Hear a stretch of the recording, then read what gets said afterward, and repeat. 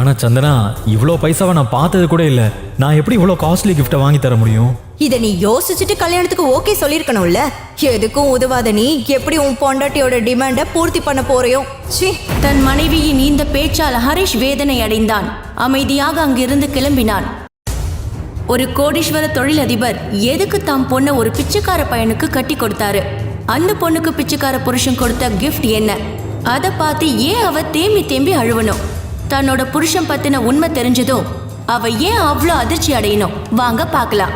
என் அப்பா என்ன உனக்கு கல்யாணம் பண்ணி வச்சு என் லைஃப் ஏன் நாசமாக்கிட்டாரு. என்னோட ஃப்ரெண்ட்ஸை கல்யாணம் பண்ணவங்கலாம் அவங்க ஒய்ஃபுக்கு பெரிய பெரிய கிஃப்ட் வாங்கி தராங்க. ஆனா நீ கிஃப்ட்டுங்கிற பேர்ல ஒரு பூவும் கார்டும் கொடுத்துருக்க. இந்த நியூ இயருக்கு நீ எனக்கு காஸ்ட்லியான கிஃப்ட் வாங்கி தர. அதோட விலை லாக்ஸ்ல இருக்கணும். 2 நாட்களுக்கு பிறகு புத்தாண்டு அன்று ஹரிஷ் சந்தனாவிடம் வந்து அவளிடம் ஒரு கிஃப்ட் பாக்ஸை நீட்டினான். சந்தனா முகத்தை சுளித்துக் கொண்டு கிஃப்ட் பாக்ஸை ஓபன் செய்தாள். உள்ளே இருந்த கிஃப்டை பார்த்ததும் அதிர்ந்து போனாள். இந்த போன் இது இந்த கம்பெனியோட ஸ்பெஷல் எடிஷன்ல. இதோட விலை மட்டும் 3 கோடி. இது எப்படி கிடைச்சது? இது அதேதான், ஆனா ஒரிஜினல் இல்ல. சாரி, இது அந்த போனோட காப்பி. சந்தனா முகம் வாடி போனை தன் அறையில் வைத்தாள். ஆனால் ஒரு பக்கம் சந்தனாவிற்கு அந்த போன் மீது சிறிய சந்தேகம் இருந்தது. ஏனென்றால் அது பார்க்க அப்படியே ஒரிஜினல் போலவே இருந்தது. அதனால் மறுநாள் அந்த போன் நிறுவனத்தின் ஷோரூமுக்கு சென்றாள். அங்கிருந்த சேல்ஸ் கேர்ள் சந்தனாவை பார்த்தவுடன், மேடம், நீங்க ராஜேஸ்வரோட ஃப்ரெண்டா? மிஸ்டர் ராஜேஸ்வர், அந்த ராஜேஸ்வர் இண்டஸ்ட்ரீஸோட ஓனரா? அவரை நான் நேர்ல கூட பார்த்ததில்ல. பெரிய பெரிய ஆட்களே அவர்கிட்ட பேச முடியல. நான் இப்படி பார்த்திருப்பேன். நீங்க இதையே ஏன்ட்ட கேக்குறீங்க? மேடம், உங்க கையில இருக்க இந்த போன் ஒரு ஸ்பெஷல் எடிஷன் போன். இந்த கட்டிங், இந்த டிசைன், இந்த லோகோ இதெல்லாம் அப்படியே காப்பி பண்ண வாய்ப்பே இல்லை. இந்தியாலேயே நேத்து தான் இதோட 2வது பீஸ் விற்கப்பட்டிருக்கு. அத ராஜேஸ்வர் ஃபேமிலியில ஒருத்தர் தான் வாங்கியிருக்காரு. அப்போ இந்த போன் உங்ககிட்ட எப்படி வந்துச்சு? ஹரிஷ்க்கு எப்படி மிஸ்டர் ராஜேஸ்வர தெரியும்? ஒருவேளை திருடிருப்பானோ? வேலை இல்லாத ஹரிஷுக்கு கோடிக்கணக்கான மதிப்புள்ள இந்த போன் எங்கிருந்து கிடைச்சது? ஹரிஷின் உண்மை நிலை என்ன? அவ்வளோ பணக்காரனா அவன் ஏன் மாமியார் வீட்டுல வேலைக்காரனா கஷ்டப்படுறான்? சந்தனாவின் மனதில் இந்த கேள்விகள் எல்லாம் எழுந்து கொண்டிருந்தன. ஆனால் ஹரிஷ் யாரிடமாவது கடன் வாங்கி இந்த போனை வாங்கி கொடுத்திருப்பான் என்று சந்தனா நம்பினாள். சில நாட்களுக்கு பிறகு சந்தனா அந்த போன் பற்றியே மறந்து விட்டாள். மம்மி, ஹரிஷ் எங்க? அவன் உன்ட்ட எதுவும் சொல்லிட்டு போனானா? மொட்டை என்ன காணமே. நானும் அவனைத்தான் ரொம்ப நேரமா இங்க தேடிட்டு இருக்கேன். திலகாவின் பதிலை கேட்டு கோபத்தில் முகம் சிவந்து போன சந்தனா உடனே தன் லேப்டாப்பை மூடிவிட்டு, இந்த பொறிக்கு வேலை இருக்கிற நேரத்துல எங்க போனா தெரியல. ஒரு வாரத்துக்கு முன்னாடி ராமையா கடையில இருந்து ஜுவல் செட் வாங்கிட்டு வர சொன்னேன். அன்னைக்கு மறந்துட்டான். அட்லீஸ்ட் இன்னைக்கு அந்த ஜுவல் எல்லாம் போட்டுட்டு ஆபீஸ் போலான்னு பார்த்தேன். ஆனா மகான் எங்க போனாருன்னு தெரியல.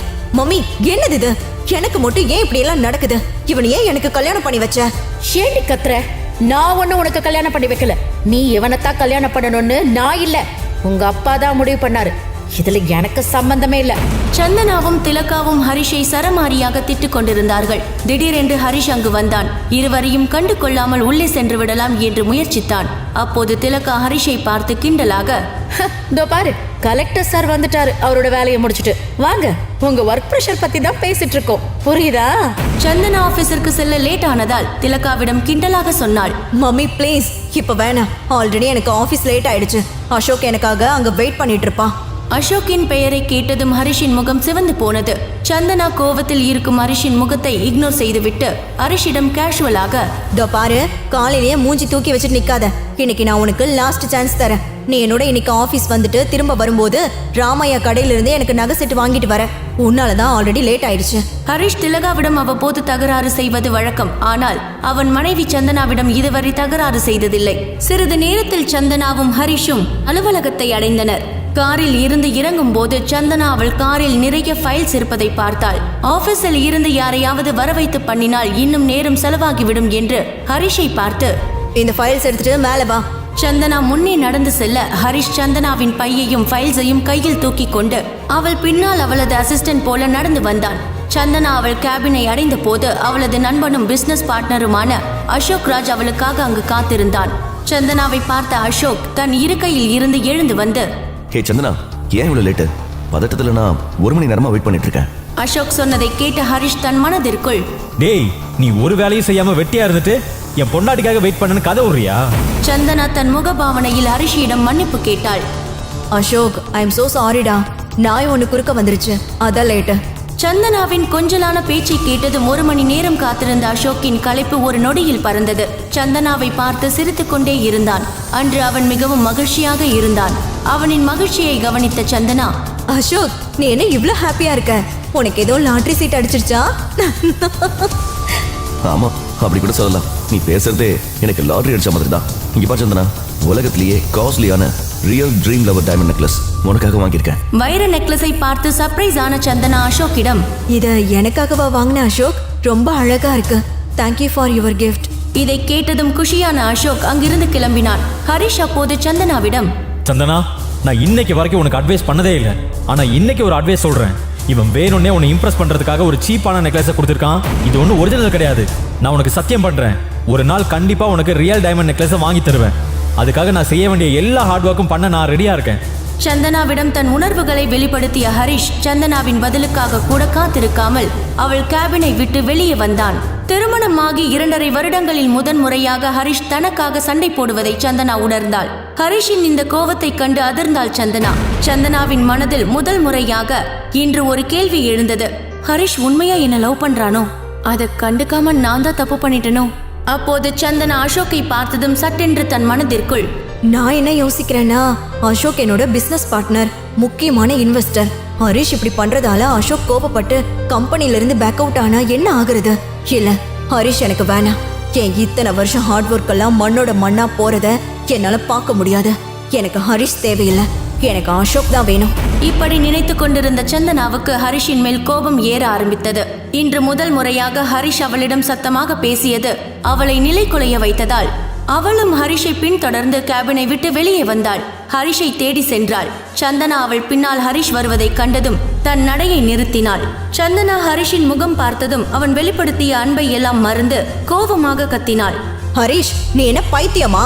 உனக்கு எவ்வளவு தைரியம் இருந்தா அசோக்குக்கே அட்வைஸ் பண்ணுவ? உனக்கு பயம் விட்டு போச்சு. நான் உன்னை இங்க கூட்டிட்டு வந்து தப்பு பண்ணிட்டேன். வாயை மூடிட்டு இங்கிருந்து கிளம்பு.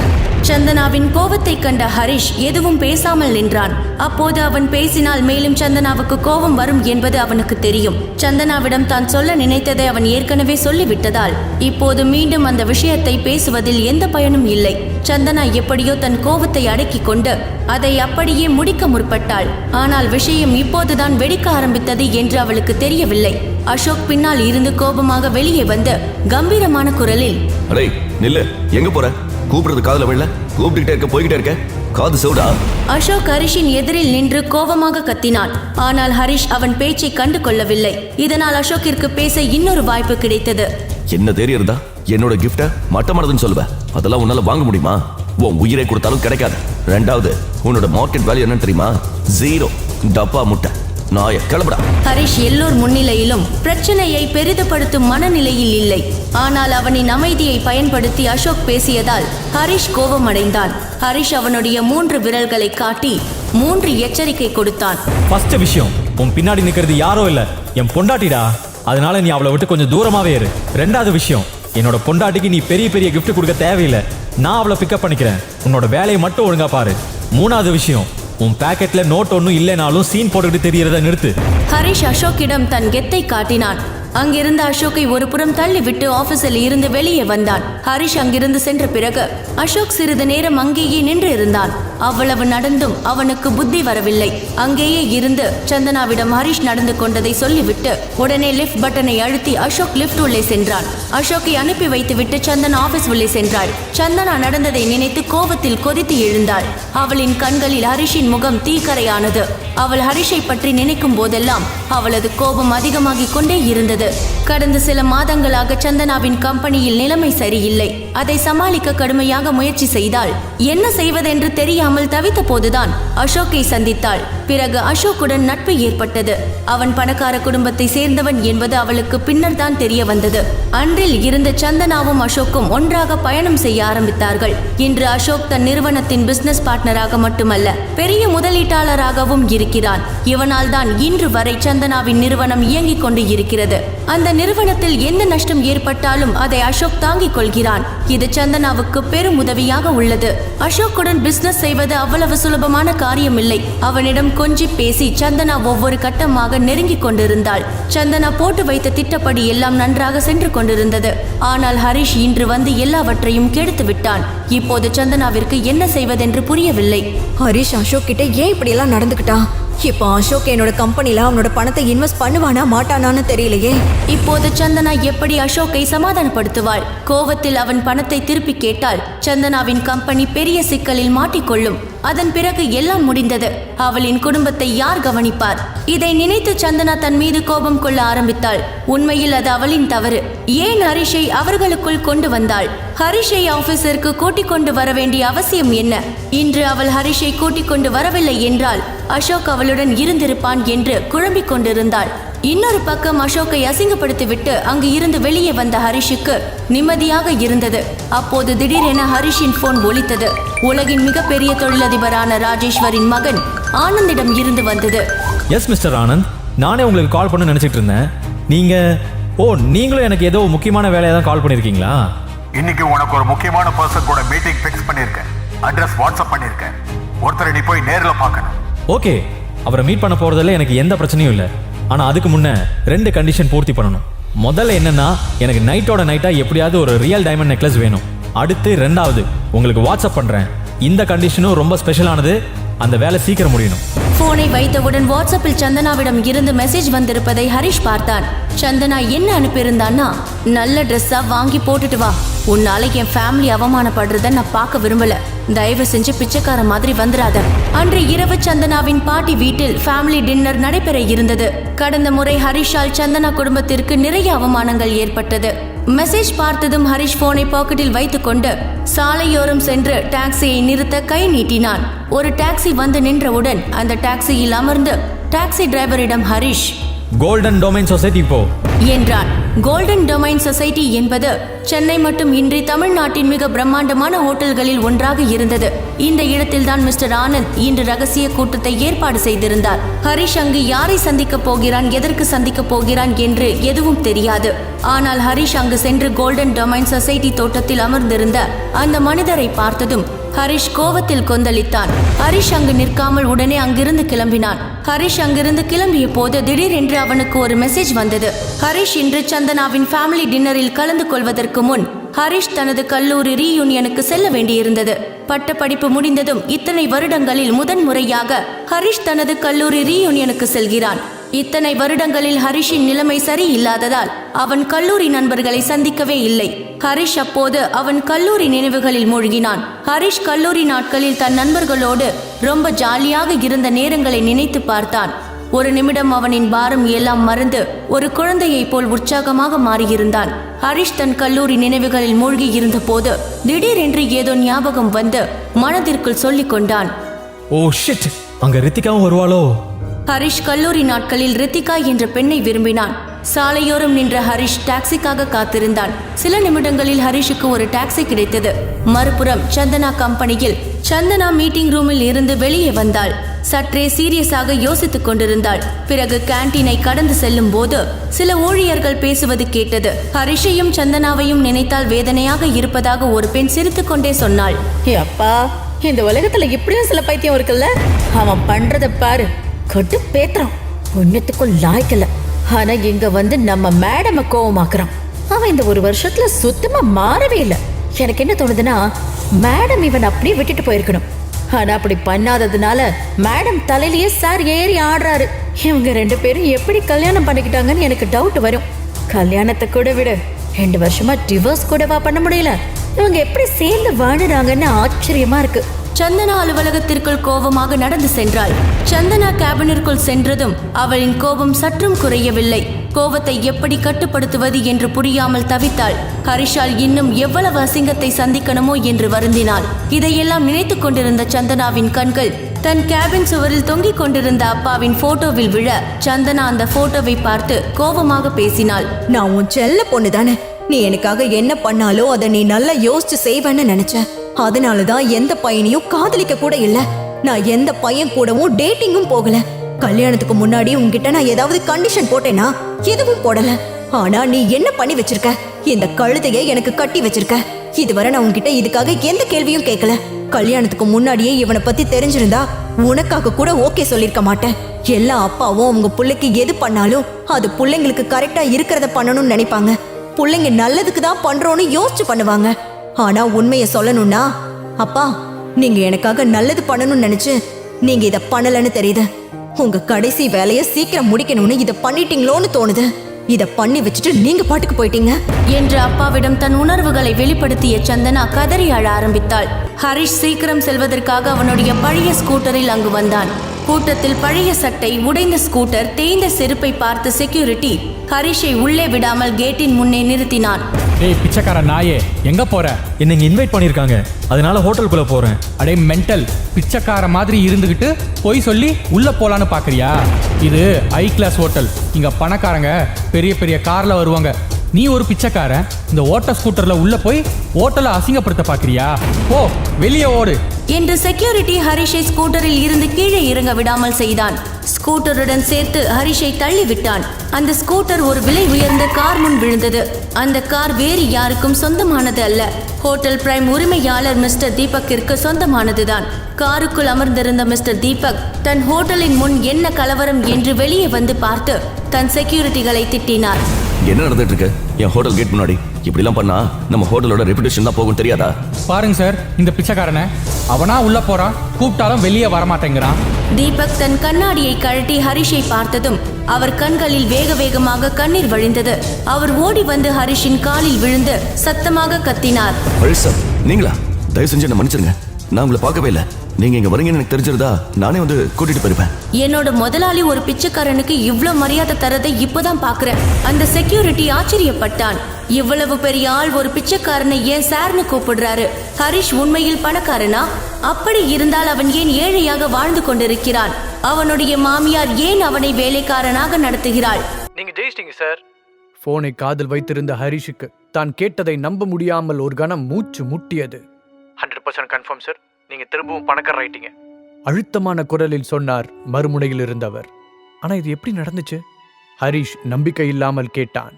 கொஞ்ச வருஷத்துக்கு முன்னாடி பென்குயின் கம்பெனில நீங்க பண்ணியிருந்த இன்வெஸ்ட்மெண்ட் இன்னைக்கு பல மடங்கு இன்க்ரீஸ் ஆயிருக்கு.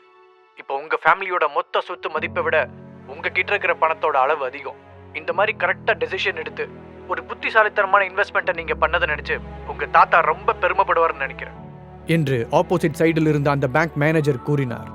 அதை கேட்டு உதட்டை அழுந்த கடித்த ஹரிஷ், எனக்கு அப்படி தோணல. 2 வருஷத்துக்கு முன்னாடி இதே இன்வெஸ்ட்மெண்ட்னால எல்லாத்தையும் நான் இழந்தப்போ என்னோட தாத்தா என்னை வீட்டை விட்டு வெளியே போக சொன்னதான் உங்களுக்கே தெரியுமே என்றார். சார், நடந்தது எல்லாமே நல்லதுக்கு தான். இதுதான் ஸ்டாக் மார்க்கெட்ல இருக்கிற ஒரே ஒரு நல்ல விஷயம். சொல்லப்போனா இது ரோலர் கோஸ்டர் மாதிரி தான். நாம பொறுமையா காத்திருந்தா நாம இழந்ததை விட ரொம்பவே அதிகமா அடையலாம். ஏன் திடீர்னு ஒரே நைட்ல பெரிய சாம்ராஜ்யத்துக்கே நீங்க கிங் ஆகலாம். அவனை சமாதானப்படுத்துவது போல கூறினார் மேனேஜர். அறையில் தனியாக அமர்ந்திருந்த ஹரிஷ் சுற்றுமுற்றும் பார்த்துவிட்டு, இந்த நியூஸ் எங்க ஃபேமிலிக்கு தெரியுமா என்று கேட்டான். இன்னும் இல்ல, ஆனா இது தெரிஞ்சா உங்க தாத்தா உங்களை ரொம்ப சந்தோஷமா வெல்கம் பண்ணுவார். அது மட்டும் எனக்கு கன்ஃபார்மா தெரியும். இப்போதைக்கு அபிஷியலா நம்ம ஸ்டேட்டோட பெரிய பணக்காரரே நீங்க தான். அந்த மேனேஜர் கூற மெதுவாக சிரித்த ஹரிஷ், அதை பத்தி அப்புறம் பார்க்கலாம். சரி, இப்போ என்கிட்ட மொத்தமா எவ்வளவு பணம் இருக்கு என்று ஆர்வத்துடன் கேட்டான். அப்போது சரியாக அந்த வீட்டின் ஹாலில் இருந்து ஒரு சிடுசிடுப்பான குரல், ஏய் வெட்டி ஆபீசர், எங்க போய் தொலைஞ்ச? இன்னும் இங்க எத்தனை வேலை பாக்கி கிடக்கு என்று கத்துவது அவனுக்கு தெளிவாக கேட்டது. தோ வரேன், அவசரமாக பதிலளித்த அவன் செல்போனை திரும்பவும் காதில் வைத்து, இப்ப நான் உடனே போயாகணும். இந்த மாதிரி குட் நியூஸ் சொன்னதுக்காக என்னை கூப்பிட்டதுக்கு ரொம்ப தேங்க்ஸ். அப்புறம் நீங்க இன்னும் எனக்கு ஒரே ஒரு ஹெல்ப் மட்டும் பண்ணணும் என்று கிசுகிசுப்பான குரலில் கேட்டான். Of course sir, please give me orders. எந்த ஹெல்ப்பா இருந்தாலும் கண்டிப்பா செய்றேன். மேனேஜர் உறுதியளித்தார். ப்ளீஸ் இந்த விஷயத்தை பத்தி இன்னும் கொஞ்ச நாளைக்கு யார்கிட்டயும் சொல்லாதீங்க. இப்போதைக்கு நான் இதை சீக்கிரட்டா வச்சுக்கணும்னு நினைக்கிறேன். ஹரிஷ் சொல்ல, ஓகே சார், ஷியோர், எனக்கு புரியுது என்றார் மேனேஜர். நீண்ட நாட்களுக்கு பிறகு ஒரு கான்ஃபிடென்ட்டான சிரிப்புடன் போனை வைத்துவிட்டு எழுந்த ஹரிஷ் தனது ஹேண்ட் டவலை எடுத்து முகத்தை துடைத்துக் கொண்டு நேராக கிச்சனுக்கு சென்றான். கிச்சனில் சிங்கின் முன் நின்று கைகளை கழுவிக் கொண்டிருந்த அவனுடைய மாமியார் திலகாவின் முகம் இறுகி போய் பார்க்கவே கொடூரமாயிருந்தது. ஹரிஷ் உள்ளே வரும் சத்தத்தை கேட்டு திரும்பி பார்த்த திலகா, பரவாயில்லையே, ஒரு வழியா வந்து சேர்ந்துட்ட. என்ன, இங்க கிடக்கிற பாத்திரமெல்லாம் அதுவா கழுவிக்குமா என்று கோபமாக கேட்டார். முகத்தில் கஷ்டப்பட்டு ஒரு சிரிப்பை கொண்டு வந்த ஹரிஷ், சாரி, கொஞ்ச நேரத்துக்கு முன்னாடி பாத்திரம் கழுவும் போது என் மேல தண்ணி சிந்திருச்சு, அதான் ட்ரெஸ் மாற்றிட்டு வரலான்னு ரூமுக்கு போனேன். வேகமாக மாற்றிட்டு வந்து மிச்ச பாத்திரத்தையும் கழுவிடலான்னு நினச்சேன் என்று கூறினான்.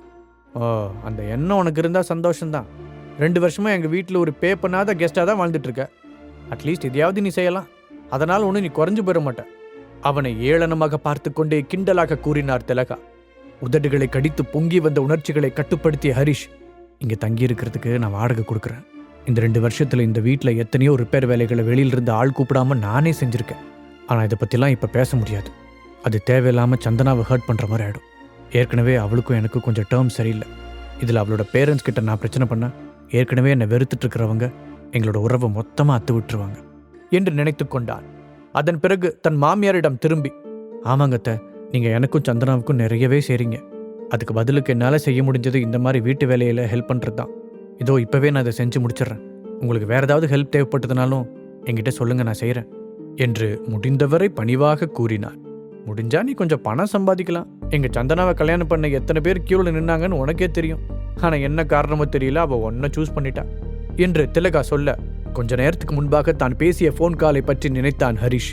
கண்டிப்பாத்த, அவன் மேலே நான் வச்சிருக்கிற அன்பை நிரூபிக்கிறதுக்காகவே நான் ஒரு வேலைக்கு போக போகிறேன். நீங்கள் வேணா பாருங்க, சந்தனாவுக்கு நான் தகுதியானவன் தான் கூடிய சீக்கிரம் உங்கள் எல்லாருக்குமே ப்ரூவ் பண்ணுவேன். இதை நான் ஒரு ப்ராமிஸாகவே செய்கிறேன் என்று கான்ஃபிடென்ட்டாக கூறினான். நீ சொன்னதில் எனக்கு முழுசாக நம்பிக்கை இல்லை. உன்னை டிவோர்ஸ் பண்ண சொல்லி எங்கள் பொண்ணுக்கிட்ட கம்பல் பண்ணாமல் இருக்கிறதுக்கு ஒரே ரீசன், அவள் ஒரு தடவை முட்டாள்தனமாக முடிவெடுத்தது போதும்னு நினச்சிதான். ஏன்னா அவள் உன் கூட கல்யாணத்துக்கு முன்னாடி ப்ரினப்ஷியல் அக்ரிமெண்ட் போடாமல் விட்டுட்டா. எங்கள் பொண்ணு ஒரு பெரிய கம்பெனியோட சேர்மன். அவளோட புருஷங்கிற ஒரே காரணத்துக்காக அவள் உன்னை டைவர்ஸ் பண்ணால் அதில் பாதி பணம் உனக்கு வந்து சேர்ந்துடும். அப்படி எதுவும் நடந்துடக்கூடாதுன்னு தான் கடுகடுப்பான முகத்துடன் கூறினார் திலகா. அத்தை, கண்டிப்பாக நான் அப்படி பண்ணவே மாட்டேன். உங்கள் பொண்ணை நான் ரொம்ப லவ் பண்ணுறேன். நான் சொல்கிறத இப்போ நீங்கள் நம்ப மாட்டீங்கன்னு எனக்கு தெரியும். ஆனால் ஒரு நாள் நான் சொல்கிறதெல்லாம் உண்மைன்னு உங்களுக்கே புரிய வரும் என்றான். அவன் சொன்னதை கேட்டதும் திலகாவின் முகம் கொஞ்சம் மென்மையாக மாறியது. இப்படி நான் சொன்னேன்னு தெரிஞ்சா என்னோட புருஷனை கொன்றுவார். பட் நீ சொன்னதை செய்வேன்னு ஒரு ஓரத்தில் நான் நம்புகிறேன் என்று கூறினார். தேங்க்ஸ் சொன்ன ஹரிஷ் திலகாவை தாண்டி சிங்கிற்கு பக்கத்தில் போனான். ஒரு சிரிப்புடன் அதற்குள் கிடந்த தட்டை எடுத்தவன், இப்போ நான் இந்த பாத்திரம் கழுவுற வேலையை பார்க்குறேன் என்றான். ஒரு 1/4 மணி நேரம் கழிய பாத்திரங்கள் மொத்தத்தையும் கழுவி கவிழ்த்து விட்டு தன்னுடைய வாட்சை பார்த்தான் ஹரிஷ். ஓ, மணி 5 ஆயிடுச்சா? அப்படின்னா சந்திரா இந்நேரம் வீட்டுக்கு வந்திருப்பான்னு நினைக்கிறேன். தனக்குத்தானே சொல்லிக் கொண்டான். கைகளை துடைத்து விட்டு வெளியே வர ஹாலில் இருந்து டிவி சத்தம் கேட்டது. ஒரு பெரிய மூச்சை எடுத்து விட்ட ஹரிஷ் மெதுவாக அங்கு சென்றான். Welcome home baby. ஹரிஷ் தன்னுடைய மனைவியை பார்த்து சிரித்தவாறு சொன்னான். அவனுக்கு முன்னால் இருந்த சோஃபாவில் உட்கார்ந்திருந்த சந்தனா அவனை திரும்பி பார்த்து கையசைத்தாள். சந்தனாவுடைய பிரைட்டான கண்களையும் கவர்ச்சியான உதடுகளையும் பார்த்த ஹரிஷ், இவளை ஒவ்வொரு தடவை பார்க்கும்போதும் என் வயிற்றுக்குள்ள பட்டாம்பூச்சி பறக்குது. சந்தனா உண்மையிலேயே ரொம்ப அழகானவ தான். ஆனால் அதுக்காக மட்டும் நான் அவளை லவ் பண்ணலை. நான் பார்த்ததுலேயே ரொம்ப இன்ஸ்பைரிங்கான கோல் ஓரியன்ட் பொண்ணு இவ தான். இல்லாட்டி இந்த சில வருஷங்களில் ஒரு கம்பெனியோட அசிஸ்டண்ட்லேருந்து சேர்மன் வரைக்கும் அவளால் வளர்ந்துருக்க முடியாது. உண்மையிலேயே அவள் சூப்பர் தான் என்று நினைத்தான். ஹாய் ஹரிஷ் என்று வேறொரு குரல் கேட்க அது யார் என்று பார்க்காமலேயே ஹரிஷுக்கு புரிந்தது. ஹாய் தர்ஷினி, உன்னை பார்த்ததில் ரொம்ப சந்தோஷம். தன் மனைவியின் உயிர் தோழியை பார்த்து நட்பாகச் சிரித்தான் ஹரிஷ். சந்தனாவின் பக்கத்தில் அமர்ந்திருந்த தர்ஷினி அவனை பார்த்து கிண்டலாக நைஸ் ஷர்ட் என்றாள். உடனே குனிந்து பார்த்த ஹரிஷ் தன்னுடைய சட்டையில் திரும்பவும் கரையாகிவிட்டதை கவனித்தான். லேசாக முகம் சிவந்தவன், நான் பாத்திரம் கழுவிட்டு இருந்தேன் அதான் என்று பதிலளித்தான். So cute. எங்கள் வீட்டிலலாம் இந்த மாதிரி வேலையெல்லாம் செய்யறதுக்கு நாங்கள் தனியாக சம்பளத்துக்கு ஆள் போட்டிருக்கோம் என்று ஒரு மாதிரியான டோனில் கூறினாள் தர்ஷினி. அவளை திரும்பி பார்த்த சந்தனா, எல்லாரும் ஒன்ன மாதிரியே வசதியான வீட்டில் பிறக்க முடியாது தர்ஷினி. சில பேர் கஷ்டப்பட்டு வேலை செஞ்சு தான் ஆகணும் என்று சொல்லிக்கொண்டே ஹரிஷை பார்த்து பேச்சை தொடர்ந்தாள். அதுலேயும் சில பேர் ரொம்ப கஷ்டப்பட்டு ட்ரை பண்ணுவாங்க. அதுக்கான பலன் கிடைக்கும்போது உண்மையிலேயே அது நாம் எதிர்பார்த்ததை விட ரொம்ப பெருசாக இருக்கும் சொன்ன சந்தனா அவனை பார்த்து ரகசியமாக கண்ணடித்தாள். பதிலுக்கு கண்ணடித்த ஹரிஷ், என்னோட பாஸ்ட்டை பற்றி இவகிட்ட சொல்லாததுக்கு நான் ரொம்ப கில்ட்டியாக ஃபீல் பண்ணுறேன். ஒரு வேளை நடந்த எல்லாத்தையும் நான் விளக்கமாக எடுத்து சொன்னால் அவள் புரிஞ்சுக்கலாம். பட் இந்த சுச்சுவேஷனில் அவகிட்ட சொல்கிறது ரொம்ப லேட்டுன்னு நினைக்கிறேன். ஏன்னா எங்களுக்கு கல்யாணம் ஆகி சில வருஷங்கள் ஆக போகுது. ஆனால் நான் தமிழ்நாட்டில் இருக்கிற பணக்கார குடும்பம் ஒன்றில் பிறந்தவன்னு இன்னும் சந்தனாவுக்கு தெரியாது. என்னோட பணத்துக்காக அவள் என்னை கல்யாணம் பண்ணிக்கக்கூடாது அப்படிங்கிறதுக்காக நான் அதை அவகிட்டேருந்து மறைச்சிட்டேன். ஆனால் எதிர்பாராத விதமாக எங்கள் 2 பேருக்கும் என்கேஜ்மெண்ட் ஆகிற அன்னைக்கு எல்லாத்தையும் நான் இழந்துட்டேன் என்று நினைத்தபடி ஆழ்ந்த பெருமூச்சு ஒன்றை எடுத்து விட்டான். அந்த நாளை என்னால் மறக்கவே முடியாது. இந்த குட் நியூஸை சொல்கிறதுக்காக நான் என் தாத்தாவுக்கு கால் பண்ணியிருந்தேன். ஆனால் அது என்ன விஷயம்னு கூட முழுசாக கேட்க விரும்பாத அவர் அதுக்கு பதிலாக என்னோட எல்லா பணத்தையும் நம்பிக்கையும் பென்குயின் கம்பெனியில் இன்வெஸ்ட் பண்ணதுக்காக பயங்கரமாக திட்டினார். அப்போ அந்த கம்பெனியோட ஸ்டாக்ஸ் எல்லாமே அன்எக்ஸ்பெக்டடாக ரொம்ப ட்ராப் ஆகிருந்துச்சு. அப்போ என்னோட தாத்தா சொன்ன வார்த்தைகளை இப்போ வரைக்கும் என்னால் மறக்க முடியல. உன்னை நான் இந்த வீட்டை விட்டே வெளியேற்றுறேன், இது கூட உன்னோட நல்லதுக்கு தானே பண்ணுறேன், அப்போ தான் நீ பணத்தோட வேல்யூ என்னன்னு கற்றுக்குவேன். கொஞ்சம் கூட இரக்கமே இல்லாமல் அவர் அதை சொல்லியிருந்தார். பல வருஷங்களுக்கு பிறகு அதே இன்வெஸ்ட்மெண்ட் எங்கள் குடும்பம் கனவுல கூட நினைக்காத அளவுக்கு ஒரு பெரிய அமௌண்ட்டை ரிட்டர்னாக கொடுத்துருக்கு. இப்போது இந்த ஸ்டேட்லேயே பெரிய பணக்காரன் நான் தான். ஆனால் இது எப்படி என்னோடய ஒய்ஃப் கிட்ட சொல்ல முடியும்? அவள் இன்னும் என்னை ஒரு வேலை இல்லாத எதுக்கும் உதவாதவன் தான் நினச்சிக்கிட்டு இருக்கா. முதல்ல அவள் என்னை முழுசாக நம்புறான்னு தெரிஞ்சதுக்கப்புறம் தான் இந்த சீக்ரெட்டை நான் அவகிட்ட சொல்ல முடியும் என்று தன் வாழ்க்கையில் நடந்த பழைய விஷயங்களை நினைத்து பார்த்த ஹரிஷ் கடைசியாக முடிவெடுத்தான். சோஃபாவில் இருந்து எழுந்து வந்த சந்தனா ஹரிஷின் கன்னத்தில் மென்மையாக முத்தமிட்டாள். ஹரிஷ், நான் உன்னை தப்பாக சொல்லலை, பட் தர்ஷினி சொன்னது சரிதான். உன் ட்ரெஸ் ரொம்ப மோசமாக இருக்கு, நீ உடனே போய் அதை மாற்று சொன்ன சந்தனா தர்ஷினியை திரும்பி பார்த்துவிட்டு, அதுவும் முக்கியமாக நம்ம வீட்டில் ஒரு கெஸ்ட் இருக்கும்போது நீ இப்படிலாம் இருக்கக்கூடாது என்றாள். தலையாட்டிய ஹரிஷ், தோ இப்பவே மாத்துறேன் சொல்லிவிட்டு தங்களுடைய ரூமிற்கு சென்றான். அன்றைய இரவுக்குள் 2வது தடவையாக ஷர்ட்டை மாற்றிவிட்டு திரும்பவும் ஹாலுக்கு வந்த ஹரிஷ் தர்ஷினி சந்தனாவிடம் சொல்லிக் கொண்டிருந்ததை கேட்டு மேலே நடக்க முடியாமல் அப்படியே நின்றான். நீ ஏன் இப்படி இருக்கேன்னு எனக்கு இன்னும் புரியவே இல்லை. நீ ஒரு கம்பெனியோட பாஸ், ஆனால் அவன் எதுக்குமே லாய்க்கில்லாத ஒரு வெறும் பூஜ்யம். அப்படி இருக்கும்போது நீ ஏன் இன்னும் அவன் கூட வாழணும்னு நினைக்கிற என்ற தர்ஷினியின் கேள்விக்கு பதில் சொல்லாமல் கொஞ்ச நேரம் அமைதியாக இருந்தாள் சந்தனா. அவன் எப்பவும் இப்படி கிடையாது. நாங்கள் ஃபர்ஸ்ட் டைமாக மீட் பண்ணப்போ அவன் ரொம்ப சார்மிங்காகவும் கான்ஃபிடென்ட்டாகவும் இருந்தான். இடையில் அவனுக்கு என்ன நடந்துச்சுன்னு எனக்கு தெரியல. ஆனால் நான் அவன் கூட இருந்தா அவன் திரும்பவும் பழையபடி மாறுவான்னு நம்புகிறேன். ஏன்னா அந்த பழைய ஹரிஷை நான் ரொம்ப லவ் பண்ணேன். சந்தனாவின் குரல் மெதுவாக வெளிப்பட்டது. நீ இப்பவும் அவனை லவ் பண்ணுறியா? தர்ஷினியின் கேள்வி அவளை நேராக தாக்கியது. தன்னுடைய கீழ் உதட்டை கடித்த அவள், தெரியல, சம்டைம்ஸ் நம்ம உண்மையை ஒத்துக்கிட்டு தான் ஆகணும். எங்களுக்குள்ளே இருக்கிற ரிலேஷன்ஷிப்பில் இப்போ ஒரு கேர்டேக்கர் மாதிரி ஃபீல் பண்ணுறேன். இந்த கொஞ்ச நாளில் அவன் சுத்தமாக மோசமாயிட்டான். எங்களுக்கு இடையில இருந்த ரொமான்ஸ் சுத்தமாக போயிடுச்சு. இதை பற்றி நான் அவன்கிட்ட டைரெக்டாக பேசினா எங்கள் உறவில் முன்னை விட அதிகமாக விரிசல் விழுந்துருமோன்னு பயமாக இருக்குது.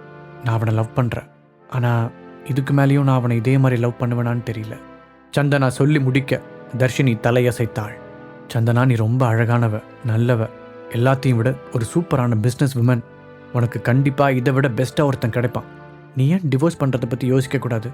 ஒருத்தர் மேலே இருக்கிற பரிதாபத்தால் நம்ம அவங்க கூட சேர்ந்து வாழணும்னு அவசியம் இல்லை. தர்ஷினி அட்வைஸ் செய்தாள். நான் அவன் மேலே பரிதாபப்படலை, அவன் பழைய மாதிரி மாறணும்னு ஆசைப்படுறேன். உண்மையை சொல்லணுன்னா இப்போ நான் இதை பற்றி பேச விரும்பலை. நான் என்னோட முழு நாளையும் சின்சியராக ஒர்க் பண்ணுறதுக்காக ஆஃபீஸில் செலவு பண்ணுறேன். அட்லீஸ்ட் வீட்லையாவது அதெல்லாம் கொஞ்சம் தள்ளி வச்சுட்டு நிம்மதியாக இருக்கணும்னு நினைக்கிறேன். சந்தனா சொல்லவும் தர்ஷினி அவளுடைய தோளில் ஆறுதலாக தட்டி கொடுத்தாள். சரி, இதுக்கு மேலே நான் இதை பற்றி பேசலை. ஆனால் உன் வேலையில் என்னாச்சு? நீ எப்பவும் கூட இன்றைக்கி ரொம்ப ப்ரெஷரில் இருக்கிற மாதிரி தெரியுது. தர்ஷினி அக்கறையாக கேட்டாள். எங்கள் கம்பெனிக்கு போன மாதம் ஒரு கான்ட்ராக்ட் கிடச்சிது. அதில் டேட்டாவை கால்குலேட் பண்ணுறதுல ஒரு பெரிய தப்பு நடந்துருச்சு. எங்களுடைய ப்ராடக்ட் அவங்களுக்கு திருப்தியாக இல்லை. ஸோ 7 கோடி ரூபா நஷ்டஈடாக கொடுக்கணும்னு சொல்லியிருக்காங்க. என் கம்பெனிலேருந்து இப்போதைக்கு அவ்வளோ பணம் எடுக்க முடியாது. அதனால் எனக்கு இப்போ குறைஞ்சது ஒரு 4 கோடியாவது இன்வெஸ்ட்மெண்ட் தேவைப்படுது, அதுவும் 1 வீக்குக்குள்ளே. இது மட்டும் நடக்கலைன்னா என் கம்பெனி திவால் ஆகிடும். என் ஸ்டாஃப்ஸை நினச்சாதான் எனக்கு ரொம்ப கவலையாக இருக்குது. சந்தனா சொல்ல தர்ஷினியுடைய கண்கள் பெரிதாக விரிந்தது. 1 வீக்கில் 4 கோடி ரூபா இன்வெஸ்ட் பண்ணுற மாதிரி ஒருத்தரை நீ எப்படி கண்டுபிடிக்க போகிற? தர்ஷினி கேட்க சந்தனாவின் கண்கள் கலங்கியது. அப்போதுதான் ஹரிஷ் அங்கு நிற்பதை கவனித்த சந்தனா அவனிடம் திரும்பி, ப்ளீஸ் ஹரிஷ், என்னை தப்பாக நினச்சிக்காத. நான் தர்ஷினி கூட கொஞ்சம் தனியாக பேசணும். நீ கொஞ்சம் இங்கிருந்து போக முடியுமா என்று கன்னத்தில் வழிந்த கண்ணீரை துடைத்து கொண்டே கேட்டாள். தன்னுடைய மனைவியின் கஷ்டத்தை பார்த்து மனதிற்குள் துடித்த ஹரிஷ், சரிம்மா, நான் நம்ம ரூமுக்கு போகிறேன், நீங்கள் பேசுங்க என்று சொல்லிவிட்டு அங்கிருந்து சென்றான். அவர்களின் ரூமுக்கு வந்த ஹரிஷ், நான் கண்டிப்பாக அவளுக்கு ஹெல்ப் பண்ணணும். அவள் கல்யாணம் பண்ணியிருக்கிறது ஒரு வேஸ்ட் ஃபெலோவை இல்லை, உண்மையான ஒரு ஆண்மகனன்னு நான் சந்தனாவுக்கு ப்ரூவ் பண்ணியே தீர்வேன். அதுக்காக நான் என்னோட சொந்த சாம்ராஜ்யத்தையே உருவாக்க போகிறேன். முடிவெடுத்த அவன் தன்னுடைய செல்போனை கையில் எடுத்தான். அப்போதுதான் தன்னுடைய தாத்தாவின் எஸ்டேட் எண்ணிலிருந்து 10க்கும் மேற்பட்ட மிஸ்டு கால்கள் வந்திருப்பதை கவனித்த ஹரிஷ் திகைத்தான். ஏன் தாத்தா இத்தனை தடவை கூப்பிட்டுருக்காரு? இந்த 2 வருஷமா அவர் என்னை கூப்பிட்டதே இல்லையே. அவர் என்னை வீட்டு விட்டு வெளியேற்றுறேன்னு சொன்ன அன்னைக்கு லாஸ்ட்டாக அவர் கூட பேசினது. ஒருவேளை இந்த ஷேர் மார்க்கெட் சக்ஸஸ் பற்றி அவருக்கு தெரிஞ்சிருக்குமோ? செல்போன் ஸ்க்ரீனையே பார்த்த ஹரிஷ் தனக்குத்தானே கேட்டுக்கொண்டான். அதற்குள் வாட்ஸ்அப்பில் அவனுடைய தாத்தாவிடம் இருந்து ஒரு மெசேஜ் வந்ததாக நோட்டிஃபிகேஷன் காண்பிக்க தயக்கத்துடன் அதை ஓபன் செய்து படித்தான். ஹரிஷ், நான் உன்னை பற்றி தப்பாக பேசிட்டேன். நம்ம குடும்பத்துக்கு நீ தேவை. பென்குயின் கம்பெனியில் நீ இன்வெஸ்ட் பண்ணியிருந்த பணம் பெரிய லெவலில் இன்க்ரீஸ் ஆகிருக்கிறது எனக்கு தெரியும். இப்போ அந்த பணம் நம்ம குடும்பத்துக்கு தேவை. நீ மட்டும் ஹெல்ப் பண்ணலைன்னா நம்ம குடும்பம் மொத்தமாக கொலாப்ஸ் ஆகிடும் என்று வந்திருந்த அந்த மெசேஜை முழுதாக படித்தான் ஹரிஷ். 2 வருஷத்துக்கு முன்னாடி இதே கம்பெனியில் இன்வெஸ்ட் பண்ண அதே காரணத்துக்காக ஃபேமிலியிலிருந்து என்னை வெளியே துரத்தி விட்டாங்க. அதுவும் கல்யாணத்துக்கு சில நாட்கள் தான் இருந்த அந்த சுச்சுவேஷனில் அவங்க என்னை சுத்தமாக கழட்டி விட்டுட்டாங்க. ஆனால் இப்போது அதே இன்வெஸ்ட்மெண்ட் பணத்தை வச்சு ஃபேமிலிக்கு ஹெல்ப் பண்ண சொல்லி தாத்தா கேட்குறாரு. இதை நினச்சி பார்த்தா எனக்கு ரொம்ப காமெடியாக இருக்குது, பெயின்ஃபுல்லாகவும் இருக்குது. ஹரிஷ் யோசித்து கொண்டு இருக்கும் போதே திரும்பவும் ஒரு மெசேஜ் வந்து விழுந்தது. ஹரிஷ், நாங்கள் எல்லாத்தையும் இழந்துட்டோம். சில தப்பான இன்வெஸ்ட்மெண்ட்னால நாங்கள் இப்போ திவாலாகிற நிலைமையில் இருக்கோம். உனக்கு கிடைச்சிருக்கிற பணத்தை வச்சு எங்களை காப்பாற்று. இந்த ஹெல்ப்பை மட்டும் நீ செஞ்சேன்னா பதிலுக்கு என்னால் முடிஞ்சதை கண்டிப்பாக செய்கிறேன்னு ப்ராமிஸ் பண்ணுறேன். அது மட்டும் இல்லாமல் இது மூலமாக நீ திரும்பவும் நம்ம ஃபேமிலியில் ஒரு மெம்பர் ஆகிடுவேன். திரும்பவும் பழைய ஹரிஷா வாழ்கிறதுக்கு உனக்கு ஆசை இல்லையா?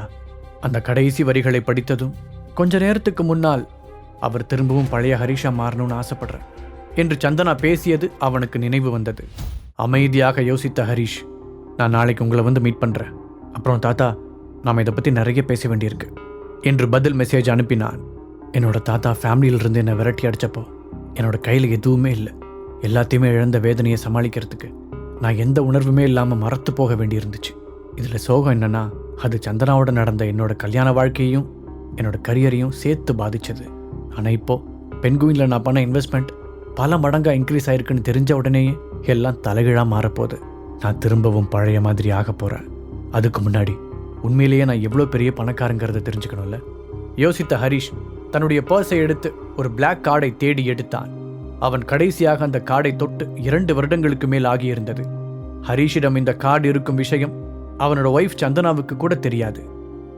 ஒரு வழியாக கண்டுபிடிச்சிட்டேன் சொன்ன ஹரிஷ் அந்த கார்டை திருப்பி அதன் பின்புறத்தில் இருந்த விஐபி எண்ணை டயல் செய்தான். Hello mister Harish, black card private VIP customer சேவைக்கு உங்களை வெல்கம் பண்ணுறோம். உங்களுக்கு என்ன உதவி தேவைப்படுதுன்னு தெரிஞ்சுக்கலாமா? ஒரு ஸ்வீட்டான குரல் அவனுக்கு பதில் அளித்தது. ஹலோ, என்னோட அக்கௌண்ட்டில் எவ்வளோ பேலன்ஸ் இருக்குன்னு தெரிஞ்சுக்க விரும்புகிறேன் கேட்ட ஹரிஷின் குரலில் ஒரு எக்ஸைட்மெண்ட் தெரிந்தது. அஃப்கோர்ஸ், 1 minute ப்ளீஸ் பதில் சொன்ன கஸ்டமர் சர்வீஸ் குரல் அதன் பிறகு சிறிது நேரம் அமைதியாக இருந்தது. ஹலோ மிஸ்டர் ஹரிஷ், நீங்கள் இன்னும் லைனில் இருக்கீங்களா? திடீரென்று அந்த பக்கம் குரல் ஒலிக்க, நான் லைனில் தான் இருக்கேன், நீங்கள் கொஞ்சம் என்னோட பேலன்ஸை செக் பண்ணி சொல்ல முடியுமா என்று மறுபடியும் கேட்டான் ஹரிஷ். மிஸ்டர் ஹரிஷ், என்னை மன்னிச்சிடுங்க. அன்ஃபார்ச்சுனேட்லி ஃபோன் மூலமாக கவுண்ட் பண்ண முடியாத அளவுக்கு உங்களோட அக்கௌண்ட்டில் இருக்கிற அமௌண்ட் பெருசாக இருக்குது. இதை பார்த்தா எங்கள் கம்ப்யூட்டரில் யூஸ்வலாக கால்குலேட் பண்ணுற டிஜிட்ஸை விட அதிகமாக இருக்குன்னு தோணுது. கம்ப்யூட்டரில் கவுண்ட் பண்ண முடியாத அளவுக்கு நம்பர்ஸ் காட்டுது. ஸோ உங்களோட கரெக்டான பேலன்ஸ் என்னன்னு தெரிஞ்சுக்க நீங்கள் நேரில் வந்து எங்கள் விஐபி ஆஃபீஸில் இருக்கிற ஒருத்தரை சந்திக்கணும். இது உங்களுக்கு ஓகேவா இருக்குமா? அந்த கஸ்டமர் கேர் பெண் சொன்னதை கேட்ட ஹரிஷுக்கு ஒரு நிமிடம் என்ன ரியாக்ட் செய்வதென்றே தெரியவில்லை. அவனுக்கு புறைக்கேறி இருமியபடி, எக்ஸ்கியூஸ் மீ, என்னோட பேலன்ஸில் உங்கள் கம்ப்யூட்டர் ஹேண்டில் பண்ணுறதை விட அதிகமான டிஜிட்ஸ் இருக்குன்னு சொல்கிறீங்க? அவன் நம்ப முடியாமல் கேட்டான். எஸ், ஆனால் இப்படி கூட நடக்கும்னு எனக்கு இப்போ தான் தெரியும். நான் இங்கே கிட்டத்தட்ட 10 வருஷத்துக்கு மேலே ஒர்க் பண்ணுறேன். ஃபர்ஸ்ட் டைம் இப்படி நடந்து பார்க்குறேன். மிஸ்டர் ஹரிஷ், என்னோட கெஸ்ஸிங் சரியாக இருந்தா நீங்கள் தான் இந்த ஸ்டேட்டோட பெரிய பணக்காரர்னு நினைக்கிறேன் அந்த பெண் ஆச்சரியத்துடன் கூறினாள். ஃபோனை கட் செய்த பிறகு எக்ஸைட்மெண்ட் தாங்க முடியாமல் யாஹூ என்று கத்தினான் ஹரிஷ். அதே நேரத்தில் ரூம் கதவின் அந்த பக்கத்தில் இருந்து தர்ஷினியின் குரல் கேட்டது. சந்தனா, இதை கேட்டியா? உன்னோட ஹஸ்பண்டு பேங்க்ல இருக்கிற அக்கௌண்ட் பேலன்ஸை செக் பண்ணுறார். நினைக்கவே சிரிப்பா இருக்கு என்று கிண்டலாக கூறினாள். அதை கேட்டு திருதிருவென்று முழித்த ஹரிஷ் கதவை திறந்து கொண்டு சந்தனாவிடம் ஓடினான். சாரி, கொஞ்ச நேரத்துக்கு முன்னாடி நான் ஒட்டு கேட்கணும்னு நினைக்கல. ஆனால் உன்னோட கம்பெனிக்கு 4 கோடி ரூபா தேவைப்படுது, இல்லாட்டி திவால் ஆயிடும்னு நீ சொன்னதை நான் கேட்டேன். இந்த ப்ராப்ளத்தை சால்வ் பண்ண என்னால் முடியும் என்று சந்தனாவிடம் ஹரிஷ் சொன்னதை கேட்டு தர்ஷினி வெடித்து சிரித்தாள். எது, நீ சந்தனாவுக்கு ஹெல்ப் பண்ண போறியா? ஹரிஷ், உனக்கு பைத்தியம் பிடிச்சிருக்குன்னு நினைக்கிறேன். அவளுக்கு தேவைப்படுறது 4 கோடி 4000 ரூபா இல்லை. நீ ஏன் இந்த 2 வருஷமா உன்னோட ஒய்ஃப் தயவில் தான் வாழ்கிற? இதில் ஏதோ ஹீரோ மாதிரி உன்னை காட்டிக்க நினச்சி அவளுக்கு தேவையில்லாமல் பொய்யா ப்ராமிஸ் பண்ணுறேன். உன்னால் இவ்வளோ பணத்தை கொடுக்க முடியாதுன்னு எங்கள் எல்லாருக்குமே தெரியும். அப்புறம் ஏன் இப்படி காமெடி பண்ணிட்டு இருக்க? தர்ஷினி நக்கலாக கேட்டாள். ஓ, அப்போ நீங்கள் என்ன நம்பலையா? ஒரு அடி பின்னால் நகர்ந்த ஹரிஷ் திரும்பி தர்ஷினியையும் சந்தனாவையும் பார்த்தான். தர்ஷினி, இந்த மொமெண்ட்டை நல்லா ஞாபகம் வச்சுக்கோ. நான் அன்னைக்கே சொன்னல அப்படின்னு வந்து உன்கிட்ட சொல்லுவேன். அப்போ உன் முகத்தை எங்கே கொண்டு போய் வச்சுக்குவேன்னு பார்க்குறேன் என்று ஒரு சிரிப்புடன் கூற அவர்கள் இருவரையும் முறைத்த சந்தனா, என் கம்பெனி திவால் ஆக போகிறத பற்றி நீங்கள் 2 பேரும் பேசி சிரிக்கிறது எனக்கு சுத்தமாக பிடிக்கல. இது உங்கள் 2 பேர்த்துக்கு இடையில இருக்கிற போட்டி கிடையாது. இதில் நிறைய பேரோட வாழ்க்கை அடங்கியிருக்கு. என் கம்பெனியில் வேலை செய்கிறவங்களோட லைஃப்பை சேவ் பண்ணுறது என்னோட கடமை. ஹரிஷ், நீ 4 கோடி ரூபா கொடுக்குற மாதிரி இருந்தால் எனக்கு சந்தோஷந்தான். ஆனால் நமக்கு கல்யாணம் ஆன நாள்ல இருந்து எந்த வேலையிலையுமே நீ நிரந்தரமாக இருந்ததில்லை. ஸோ உன்னால் அவ்வளோ பணத்தை கொடுக்க முடியாதுன்னு நம்ம 2 பேருக்குமே நல்லாவே தெரியும். அப்புறம் தர்ஷினி, உன்னை எனக்கு ரொம்ப பிடிக்கும். பட் இப்போ உன்னாலையும் எனக்கு உதவ முடியாது. இப்போ நான் தூங்க போகணும். நாளைக்கு எனக்கு ரொம்ப டஃப்பான நாளாக இருக்க போகுது. ஸோ நான் இப்போ ரெஸ்ட் எடுக்கணும்னு நினைக்கிறேன். பொங்கி வந்த கண்ணீரை கஷ்டப்பட்டு கண்ட்ரோல் செய்து கொண்ட சந்தனா அவர்களுக்கு குட் நைட் சொல்லக்கூட மனமில்லாமல் ரூமிற்கு சென்றாள். சந்தனா சொன்னதும் சரி என்று பதில் சொன்ன ஹரிஷ் அங்கிருந்து அமைதியாக சென்றான். அன்றைய இரவு நிச்சயம் சந்தனாவுக்கு தனிமை தேவைப்படுகிறது என நினைத்த அவன் ரூமிற்குள் போகாமல் ஹாலிலேயே சோஃபாவில் படுத்துக்கொண்டான். அங்கு படுத்திருக்கும் போது அந்த கஸ்டமர் கேர் பெண்ணுடன் நடந்த பேச்சுவார்த்தையை பற்றி அவனால் நினைக்காமல் இருக்க முடியவில்லை. நான் உண்மையிலேயே தமிழ்நாட்டோட பெரிய பணக்காரனா? இது மட்டும் நிஜமா இருந்தா நான் சந்தனாவை மீட் பண்ணப்போ இருந்த அதே நிலைமைக்கு திரும்ப போயிருக்கேன்னு அர்த்தம். இந்த கொஞ்ச வருஷமா அவ என்னை கவனிச்சுக்கிட்டா. இப்போ நான் அவளை கவனிச்சிக்க வேண்டிய நேரம் வந்துருச்சு. இப்போ இருந்து எங்களோட லைஃப் மொத்தமாக சேஞ்ச் ஆக போகுது. அவளுக்காக நான் ஒரு சாம்ராஜ்யத்தை உருவாக்க போறேன். யோசித்து கொண்டே உறங்கி போனான் ஹரிஷ். அடுத்த நாள் காலையில் அவனுடைய மாமியார் திலகாவின் அர்ச்சனையை கேட்டுக்கொண்டேதான் அவன் எழுந்தான். உன்னோட வேலையை கூட ஒழுங்கா முடிக்காம நைட் ஃபுல்லாக வீடியோ கேம் விளையாடிட்டு இருந்தியா? அதான் இங்கே படுத்து தூங்கியிருக்க. அப்படி என்னத்தை தான் என் பொண்ணு உங்ககிட்ட பார்த்தானே தெரியல. எதுக்குமே லாய்க்கு இல்லாமல் என்ன ஜென்மமோ. திலகா அவர் பாட்டுக்கு பேசிக்கொண்டே போனார். வேகமாக படுக்கையில் இருந்து வாரி சுருட்டி கொண்டு எழுந்த ஹரிஷ், ஐயோ அப்படிலாம் இல்லைங்க அத்தை, நான் ஏன் இங்கே தூங்கினேன்னா சந்தனாவுக்கு... அவன் சொல்ல வந்ததை கை நீட்டி தடுத்த திலகா, சந்தனாவை பற்றி தான் நானும் சொல்ல வந்தேன். அவள் இப்போ வேலைக்கு போகணும் என்றார். சரி, நான் போய் அவள் என்ன பண்ணுறான்னு பார்க்குறேன். ஹரிஷ் சொல்ல, ரொம்ப நல்லது. அப்புறம் இன்னைக்கு அவளோட கார் எனக்கு தேவைப்படுது. அதனால் நீ அவளை கொண்டு போய் ஆஃபீஸில் ட்ராப் பண்ணிவிடு என்று கட்டளையிட்டார். ஓகே, பட் என்கிட்ட கார் இல்லையே, நான் பழைய பைக் தானே வச்சுருக்கேன். ஹரிஷ் தயக்கத்துடன் இழுத்தான். அதான் அது இருக்குல்ல, அப்புறம் என்ன, இன்னும் எதுக்காக வெயிட் பண்ணிட்டு இருக்க? போய் என்னோட ஒய்ஃபை கூட்டிகிட்டு போ என்று திலகா கூறினாள். நான் இதோ இப்போவே போகிறேன். வேகமாக சென்றவன் தங்களுடைய ரூம் கதவை தட்டினான். சந்தனா, எந்திரிச்சிட்டியா? ஹரிஷ் கேட்டதும், ஆமாம், நான் லேட்டாக தான் எந்திரிச்சேன். எனக்கு இப்போ பேசுறதுக்கு நேரம் இல்லை, நான் சீக்கிரமாக ஆஃபீஸ் போகணும். உள்ளிருந்து சந்தனாவின் குரல் டென்ஷனுடன் வெளிப்பட்டது. அதை பற்றி தான் நானும் சொல்ல வந்தேன். உங்கள் அம்மாவுக்கே உன்னோட கார் தேவைப்படுதான், அதனால் நான் உன்னை ஆஃபீஸில் ட்ராப் பண்ணிடுறேன் என்றான். சந்தனா கதவை திறக்கவும் அவளை பார்த்த ஹரிஷ் அப்படியே வாயை பிளந்தான். ப்ரொஃபஷனல் லுக்கில் அழகான பின் ஸ்ட்ரைப் சூட்டில் அப்படியே ஏஞ்சல் மாதிரி இருந்தவளிடமிருந்து அவனால் கண்களை எடுக்க முடியவில்லை. நீ ரொம்ப அழகா இருக்க, ஹரிஷ் வாய்விட்டு கூறினான். தேங்க்ஸ், பட் இதை பற்றி நாம் வண்டியில் போகும்போது பேசிக்கலாமா? இப்போ எனக்கு லேட் ஆயிடுச்சு. வாட்சை பார்த்தவாறு சொன்னாள் சந்தனா. அஃப்கோர்ஸ், போகலாம் சொன்ன ஹரிஷ் வேகமாக சென்று அவனுடைய பைக்கை ஸ்டார்ட் செய்தான். சந்தனா அவனுக்கு பின்னால் ஏறி உட்கார்ந்ததும், இந்த ஃபீலிங் எனக்கு ரொம்ப பிடிச்சிருக்கு. இந்த நிமிஷத்துலேருந்து உன்னை பார்த்துக்கிற பொறுப்பை ஃபுல்லாக நான் ஏற்றுக்கிறேன். சந்தனா, இனிமே நீ விரும்புகிற அதே பழைய ஹரிஷை நான் மாறப்போகிறேன். மனதிற்குள் உறுதி எடுத்துக்கொண்டான் ஹரிஷ்.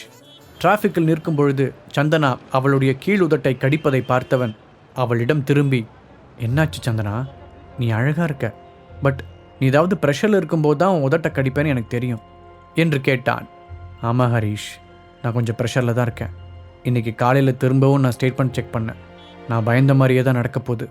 எப்படியும் இந்த 1 வீக்குள்ளே நான் எதிர்பார்க்குற மாதிரி இன்வெஸ்டர் கிடைக்க போகிறதில்ல. அநேகமாக இந்த வார கடைசியில் நாங்கள் திவால் ஆக போகிறத அஃபிஷியலாக அனௌன்ஸ் பண்ண போகிறோம். இன்றைக்கி ஆஃபீஸில் முக்கியமான ஷேர் ஹோல்டர்ஸ் மீட்டிங் நடக்க போகுது. எங்கள் கம்பெனியோட சேர்மனாக நடந்த எல்லா தப்புக்கும் நான் தான் பொறுப்பேற்றுக்கணும். அதோட எங்கள் ஸ்டாஃப்ஸோட நிலைமையை நினச்சி எனக்கு ரொம்ப கஷ்டமாக இருக்குது. இது எல்லாமே என்னோட தப்பு தான். சந்தனாவின் குரலில் சோகம் தெரிந்தது. நடந்த பிரச்சனையில் உன்னோட தப்பு எதுவும் இல்லை சந்தனா, ஹரிஷ் ஆறுதலாக சொன்னான். ஆமாம், பட் ஒரு கம்பெனியோட சேர்மனாக அங்கே நடக்கிற எல்லாத்துக்கும் பொறுப்பேற்றுக்க வேண்டிய கடமை எனக்கு இருக்குல்ல கூறிய சந்தனா க்ரீன் லைட் எரிவதை பார்த்து, ஹரி நீ கொஞ்சம் ஃபாஸ்ட்டாக போறியா, எனக்கு ஆஃபீஸ்க்கு லேட் ஆச்சு என்றாள். தலையாட்டிய ஹரிஷ் வேகத்தை அதிகப்படுத்த சீக்கிரமாகவே அவர்கள் சந்தனாவின் அலுவலகத்தை வந்தடைந்தனர். ஹரிஷின் இடுப்பில் இருந்து கையை எடுத்தபடி இறங்கிய சந்தனா, நீ இவ்வளோ ஃபாஸ்ட்டாக என்னை கொண்டு வந்து ஆஃபீஸில் விடுவேன்னு எதிர்பார்க்கவே இல்லை. இப்படின்னு தெரிஞ்சிருந்தா உன்னை முன்னாடி இருந்தே என் ஆஃபீஸ் கொண்டு வந்து ட்ராப் பண்ணுன்னு சொல்லியிருப்பேன் என்று சிரித்துக்கொண்டே கூறினாள். ஹரிஷ் ஏதோ பதில் சொல்ல வர அங்கு வந்த ஒரு காருடைய சத்தம் அவனுடைய பேச்சை நிறுத்தியது.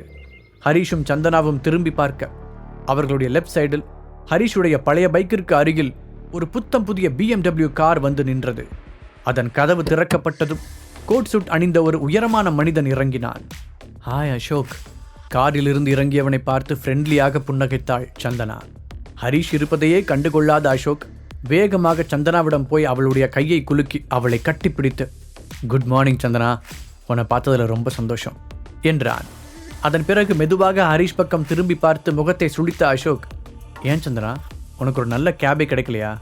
சொல்லியிருந்தா நான் கூட வந்து உன்னை பிக்கப் பண்ணியிருப்பேனே. போய் இந்த மாதிரி ஒரு மோசமான பைக்கில் வந்திருக்க என்று கேட்டான். அதை கேட்ட ஹரிஷ் சிரிப்பது போல் நடித்துக்கொண்டே, நான் ஒன்றும் கேப் டிரைவர் இல்லை, அவளோட ஹஸ்பண்ட் என்று கூறினான். அசோக்கின் அதிர்ச்சியான முகத்தை பார்த்த ஹரிஷ் தன் கையை நீட்டி, I am Harish, nice to meet you என்றான். அவனுடைய கையை பிடித்து வேண்டா வெறுப்பாக கை குலுக்கிய அசோக், ஓ நீ தான் அந்த ஃபேமஸ் ஹரிஷா? நான் உன்னை பற்றி நிறைய கேள்விப்பட்டிருக்கேன். உனக்கு தர்ஷினியை தெரியும்னு நினைக்கிறேன், சந்தனாவோட பெஸ்ட் ஃப்ரெண்ட். அவள் உன்னை பற்றி நிறைய சொல்லியிருக்கா. அவள் சொன்னதெல்லாம் கரெக்டு தான். நான் எப்படி எக்ஸ்பெக்ட் பண்ணியிருந்தேனோ அதே மாதிரி தான் இருக்க என்று நக்கலாக கூறினான்.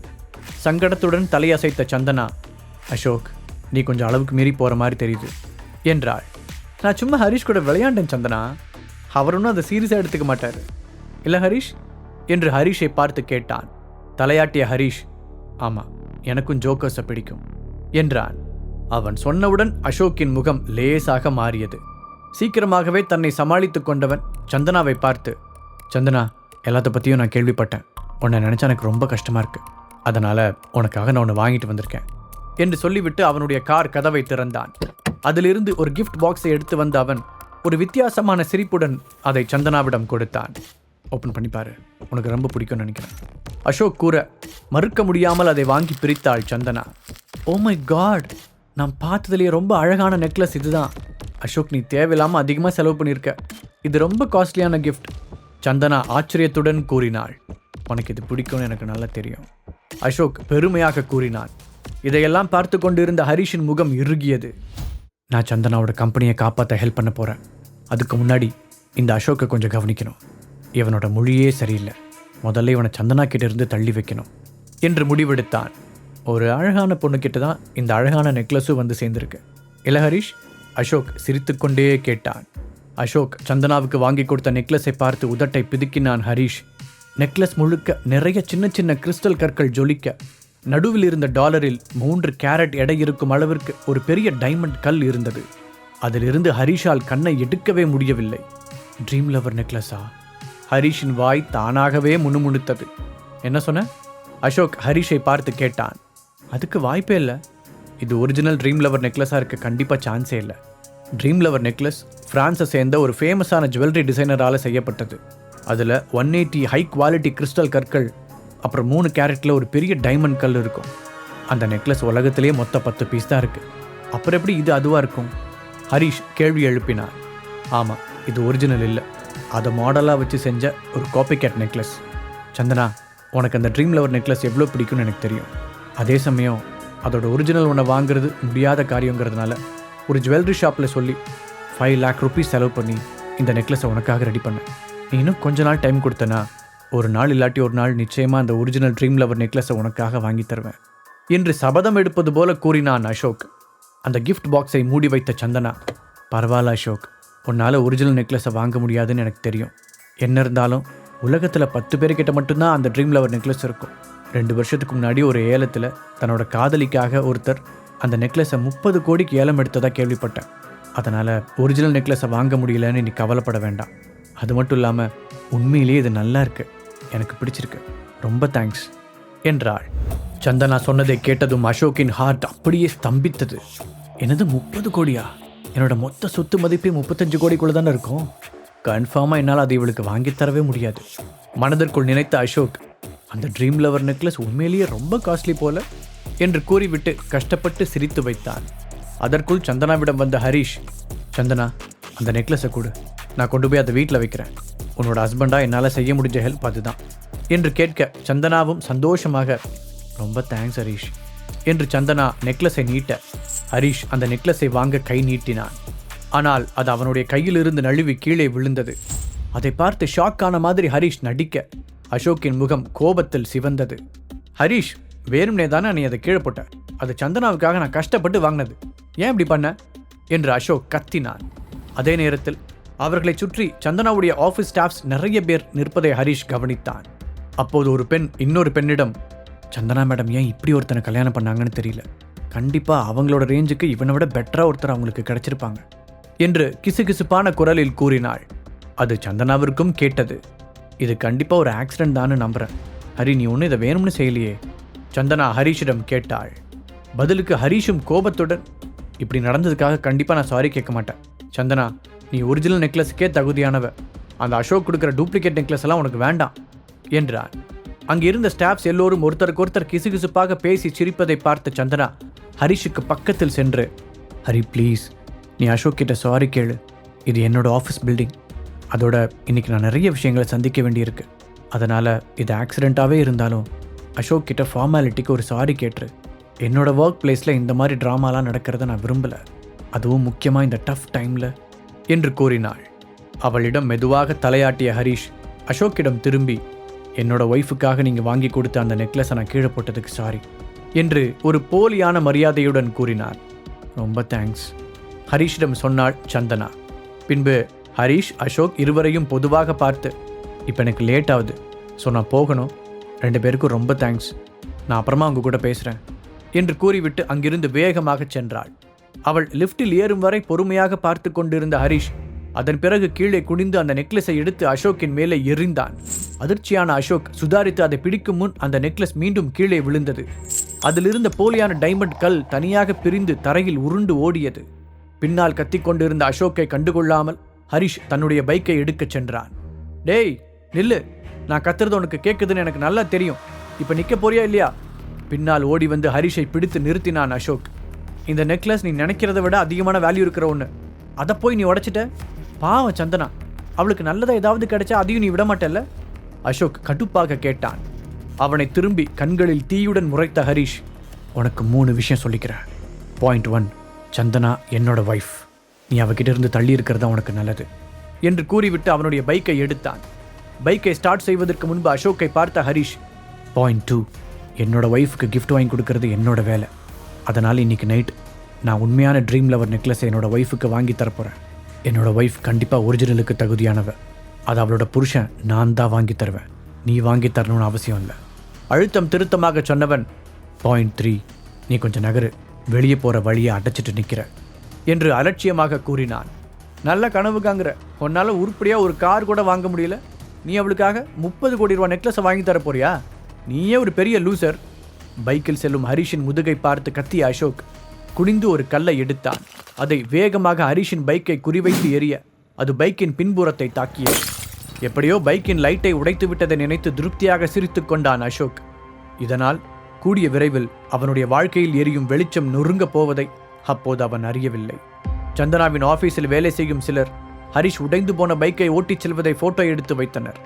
அந்த ஆபீஸ் பில்டிங்கின் டாப் ஃப்ளோரில் அமைந்திருந்த தன்னுடைய கேபினிற்கு சென்ற சந்தனா டேபிளுக்கு பின்னால் இருந்த ரோலிங் சேரில் அமர்ந்தாள். அவள் ஜன்னலுக்கு வெளியே விரித்து பார்த்தபோது அவளுடைய கண்கள் கோபத்தால் சிவந்திருந்தது. இன்னைக்கு எனக்கு முக்கியமான நாள்னு ஹரிஷுக்கு தெரியும். இருந்தாலும் அசோக் கூட சண்டை போட்டுட்டு இருக்கான். அசோக் எப்பவுமே கொஞ்சம் ஓவரா தான் போவான்னு எனக்கு தெரியும். அவனோட கேரக்டரே அப்படித்தான். அதுவும் இல்லாமல் ஒரு இன்வெஸ்டர் கூட்டிட்டு வரேன்னு அசோக் ப்ராமிஸ் பண்ணியிருந்தான். இப்போதைக்கு அவனோட ஹெல்ப்பை என்னால் மறுக்க முடியாது. கம்பெனியை காப்பாற்ற கண்டிப்பாக அவனோட உதவி தேவை. இப்போ ஹரிஷ் வேற அசோக்கை ஹர்ட் பண்ணிட்டதால அசோக் அவன் சொன்ன அந்த இன்வெஸ்டரை கூட்டிட்டு வருவானானே தெரியல. அப்படி சப்போஸ் அவன் கூட்டிட்டு வரலனா அந்த 4 கோடி ரூபாய்க்கு நான் என்ன தான் பண்ண போறேன்? கவலையுடன் யோசித்தாள் சந்தனா. அப்பொழுது அவளுடைய போன் ரிங் அடிக்க ஸ்கிரீனில் ஹரிஷுடைய பெயர் தெரிந்தது. எடுத்து ஆன் செய்தவள் கீழுதட்டை கடித்துக்கொண்டே, இப்போ உங்கூட பேச எனக்கு விருப்பம் இல்லை ஹரிஷ் என்று கூறினாள். சந்தனா, கொஞ்ச நேரத்துக்கு முன்னாடி நடந்ததுக்கு சாரி. நீ எவ்வளோ ஸ்ட்ரெஸ்டாக இருக்கேன்னு எனக்கு தெரியும். நான் தேவையில்லாமல் அந்த அசோக்கை பார்த்து அப்படி டென்ஷனாக இருக்கக்கூடாதான். சொல்லப்போனால் அவன்லாம் எனக்கு ஒரு ஆளே இல்லை என்றான் ஹரிஷ். ஆனால் அவன் தான் என்னோட கம்பெனியை காப்பாற்றுறதுக்கு இருக்கிற கடைசி வாய்ப்பு. சண்முக ராஜேஸ்வரங்கிற ஒரு பெரிய பணக்காரரை நம்ம கம்பெனியில் இன்வெஸ்ட் பண்ண கூட்டிகிட்டு வரதா அசோக் சொன்னான். அவங்கள பற்றி நீ கேள்விப்பட்டிருக்கியா என்னன்னு கூட எனக்கு தெரியல. அவங்க நம்ம ஸ்டேட்லேயே பெரிய பணக்கார பிஸ்னஸ் ஃபேமிலியில் ஒரு ஃபேமிலி. அவங்க நினைச்சா கண்டிப்பாக இந்த கம்பெனியை காப்பாற்ற முடியும் என்றாள். அதை கேட்டு ஹரிஷ் தனக்குள் சிரித்து கொண்டான். இவ்வளோ நாள் என் கூட இருந்தும் என் பேருக்கு பின்னாடி என்ன பேர் இருக்குன்னு நீ கவனிக்கல இல்லை? அப்படியே கவனிச்சிருந்தாலும் ரெண்டையும் ஒன்றா கனெக்ட் பண்ணி பார்த்துருக்க மாட்டேன். ஏதோ கோஇன்சிடென்ட்னு நினச்சிருப்ப.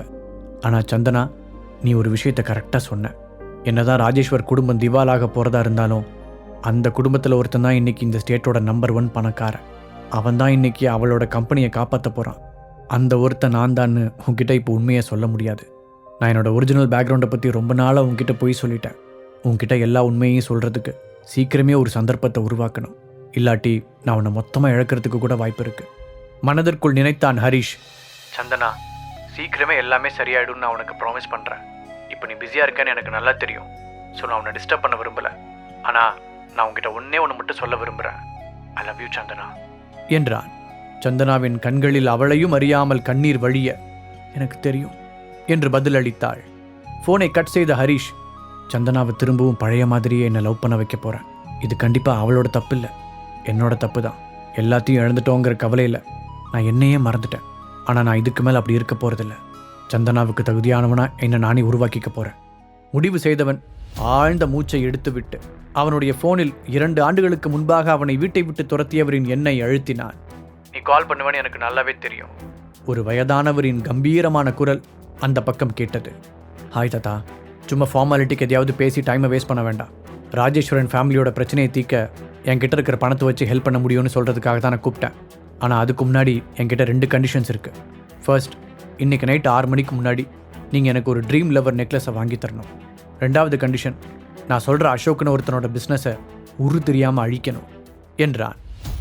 தாத்தாவுடன் பேசிவிட்டு ஃபோனை வைத்த ஹரிஷ், இனி இங்கே எல்லாமே தலைகீழாக மாறப்போகுது.